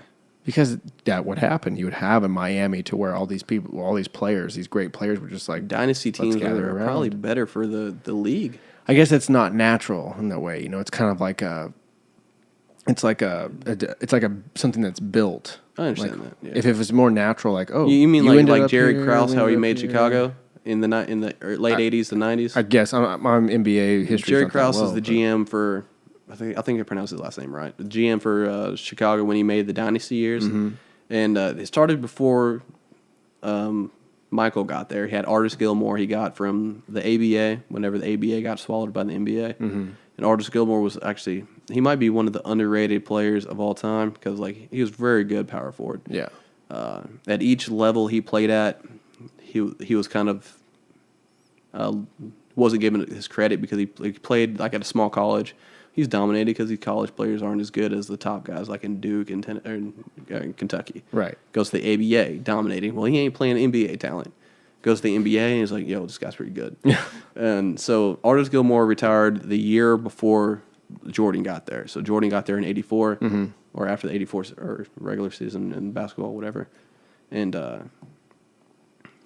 2 years later, they get Scottie Pippen through GM doing his job correctly, and him shifting players around and such. See, that seems more natural. Grant. Seems more natural. Well, it's more business-wise from the organization, right? Not business from the players. That's what people don't like to see is when a player gets that business mindset, like and starts to choreograph stuff. Because why do you think that? Because it's the way it's always been. I think that's why we're resistant to it. We just want to see him play. People don't like, people don't really like change all that much. I don't think. No, not normally. No. I mean, even if it could be for the better, and we need like if it's for the better, we need to all right, check it out. All right, it's good. Mm-hmm. We get on like a year or two later. Yeah, I guess the thing I had a problem with Miami is it was so like structured in that way, instead of naturally coming along as, hey, we have these 5 guys, and here's our strengths, here's our weakness. How do we make it work? Mm-hmm. Maybe making it work is trading some guys around. Maybe that's what you do. Yeah. But maybe you find different ways to make it work. Maybe you make this guy shoot more threes. Like we'll get him open. We'll give him the ball more or something. Like that just seems more organic to me rather than like, you're good, I'm great, let's get together, Like, oh, okay, well, I'll go down. There's beaches, there's tanning lotion. Yeah, it was a great scene. Cuban cigars. I bet Miami's a great city to be a athlete too. Oh, can you imagine? Right, and Wade he's married to Gabrielle Union. Mm-hmm. I don't know how to pronounce her last name. There's so many last names. Union? I don't know. Who's that chick from Bad Boys 2? Oof, been a while. The one that Will Smith's love interest. That's Martin Lawrence's sister. That's his wife. Okay. So, I kind of remember her. So the only thing that Wade's got, like, my wife's got some hot actress girlfriends, from I get introduced, but they're also married. Chris Bosh was married, and so was LeBron, so they had to keep that on a low. Going on with the boys after the game. Oh, man. I bet there's so many athletes just Tiger Woods in it. I know you were going to say Tiger Woods. Oh, yeah. He's the most famous case, dude, man. How can they not, dude? They're paid to exert so much energy, whether it's football, golf, UFC, like they're alpha males in a lot of and they demand things like that. What I don't get it from what we've all heard of Tiger Woods after that event was how much of a dickhole he was, like leaving people with like the bill for taking them out to eat and stuff like that. Right. If your husband's that big of a douche, how could you be so surprised? If from the way that they painted him, right? Like how like the way he carried himself in the clubhouse, like trying to Debo players, for the most part. Like, how could you be that surprised to where you take a fucking 7-iron and smash the window of an Escalade? Ignorant. And then I think he smoked a fire hydrant. I don't know. Trying to back up. Dude, I think there was a South Park episode. I guarantee you there's a South Park episode of that. Look that one up. And it was just his wife going crazy the entire fucking episode. It was great. I'm trying to remember. Oh, I just saw South Park, Tiger Woods' wife. Yeah, it's golf, dude. I didn't really. Oh, the golf that he's winning millions of dollars at almost each event. Golf is just. Plus this, he's single-handedly made the sponsorship of golf or Nike Golf.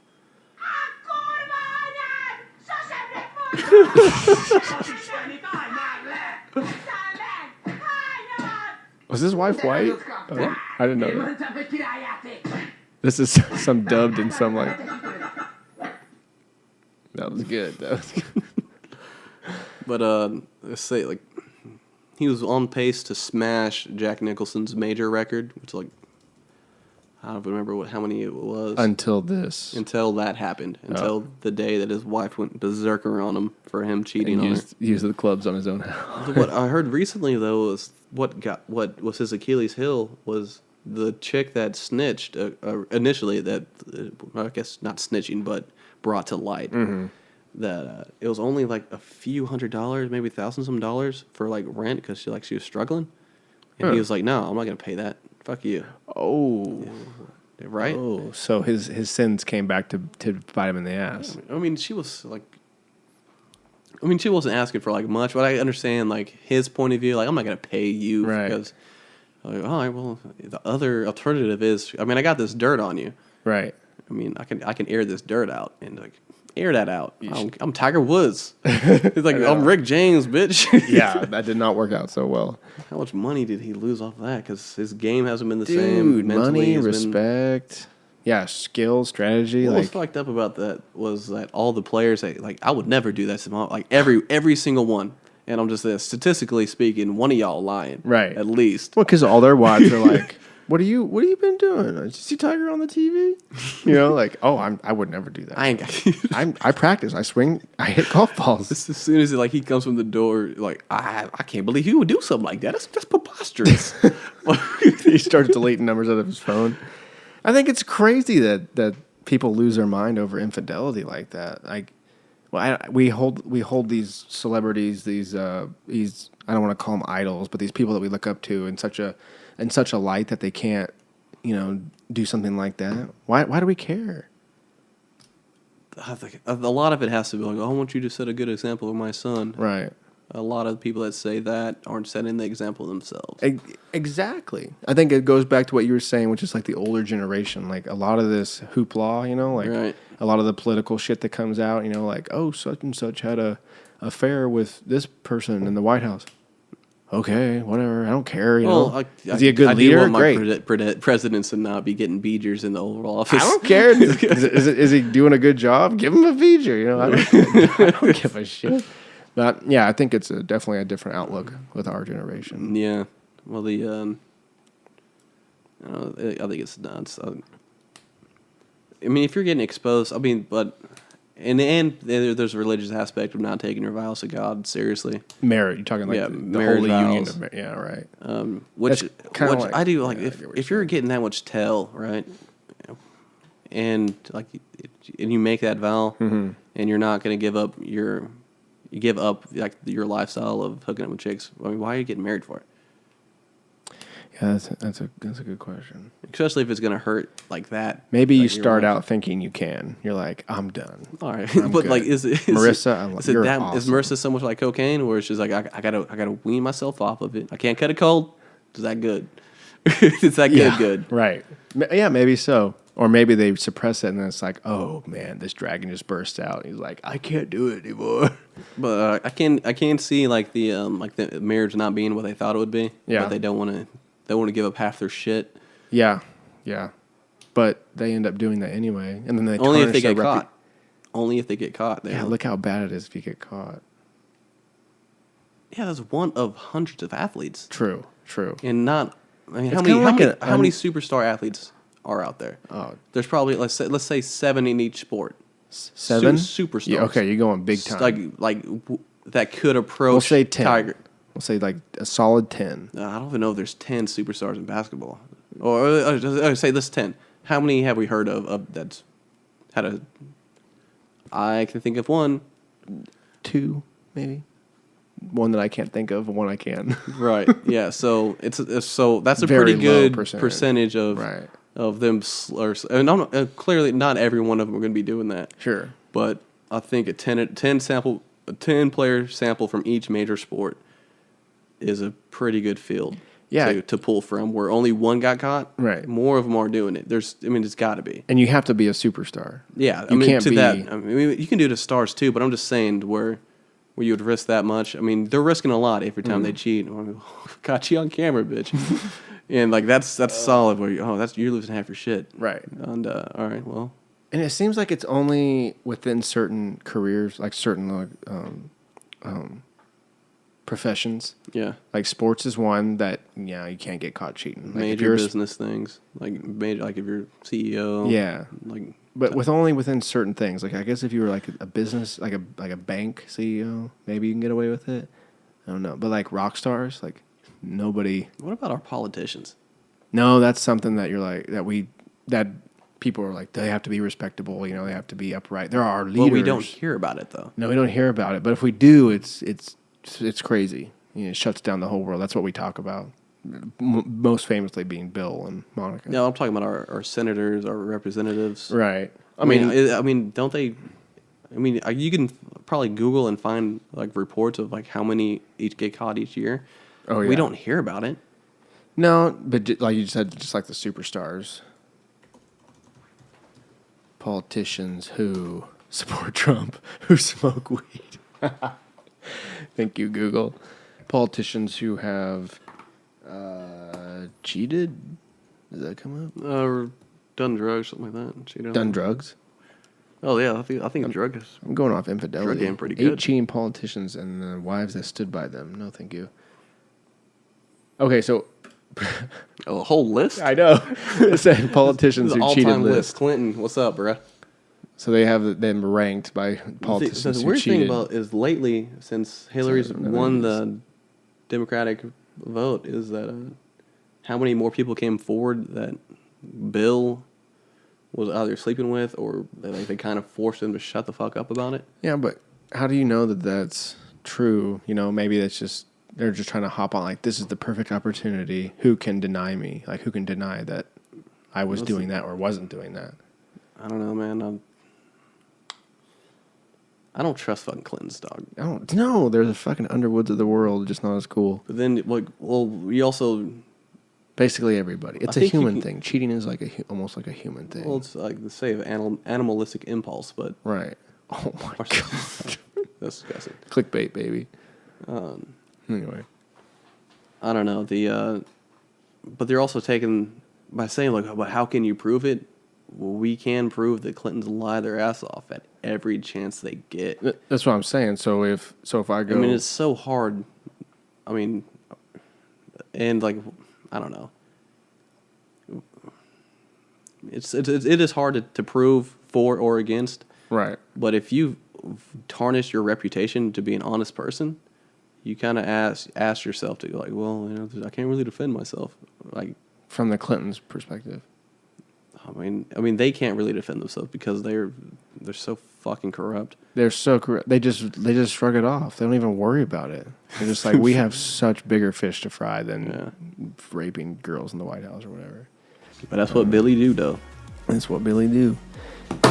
Nick Smith, What's up? I love you, man. Yeah, This was fun. it's a good time. Did we get everything on your list?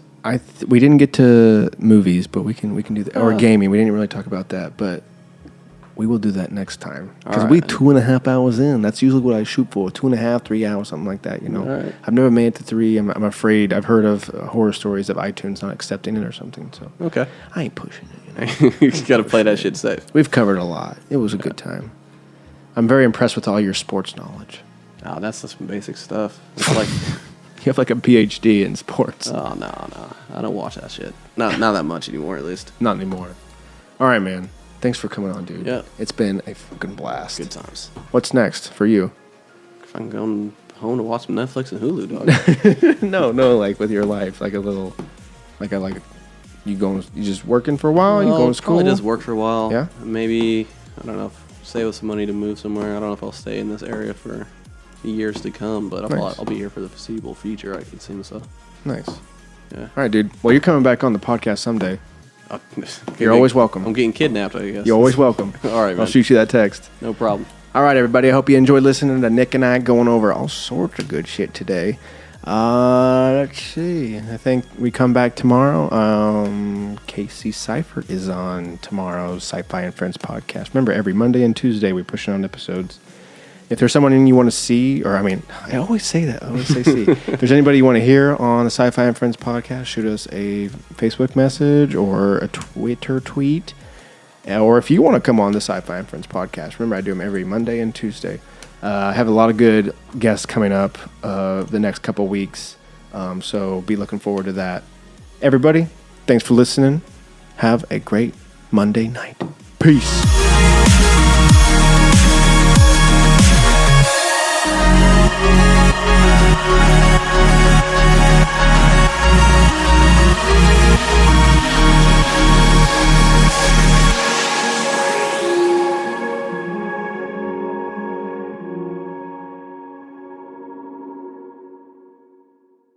Sci-Fi wins.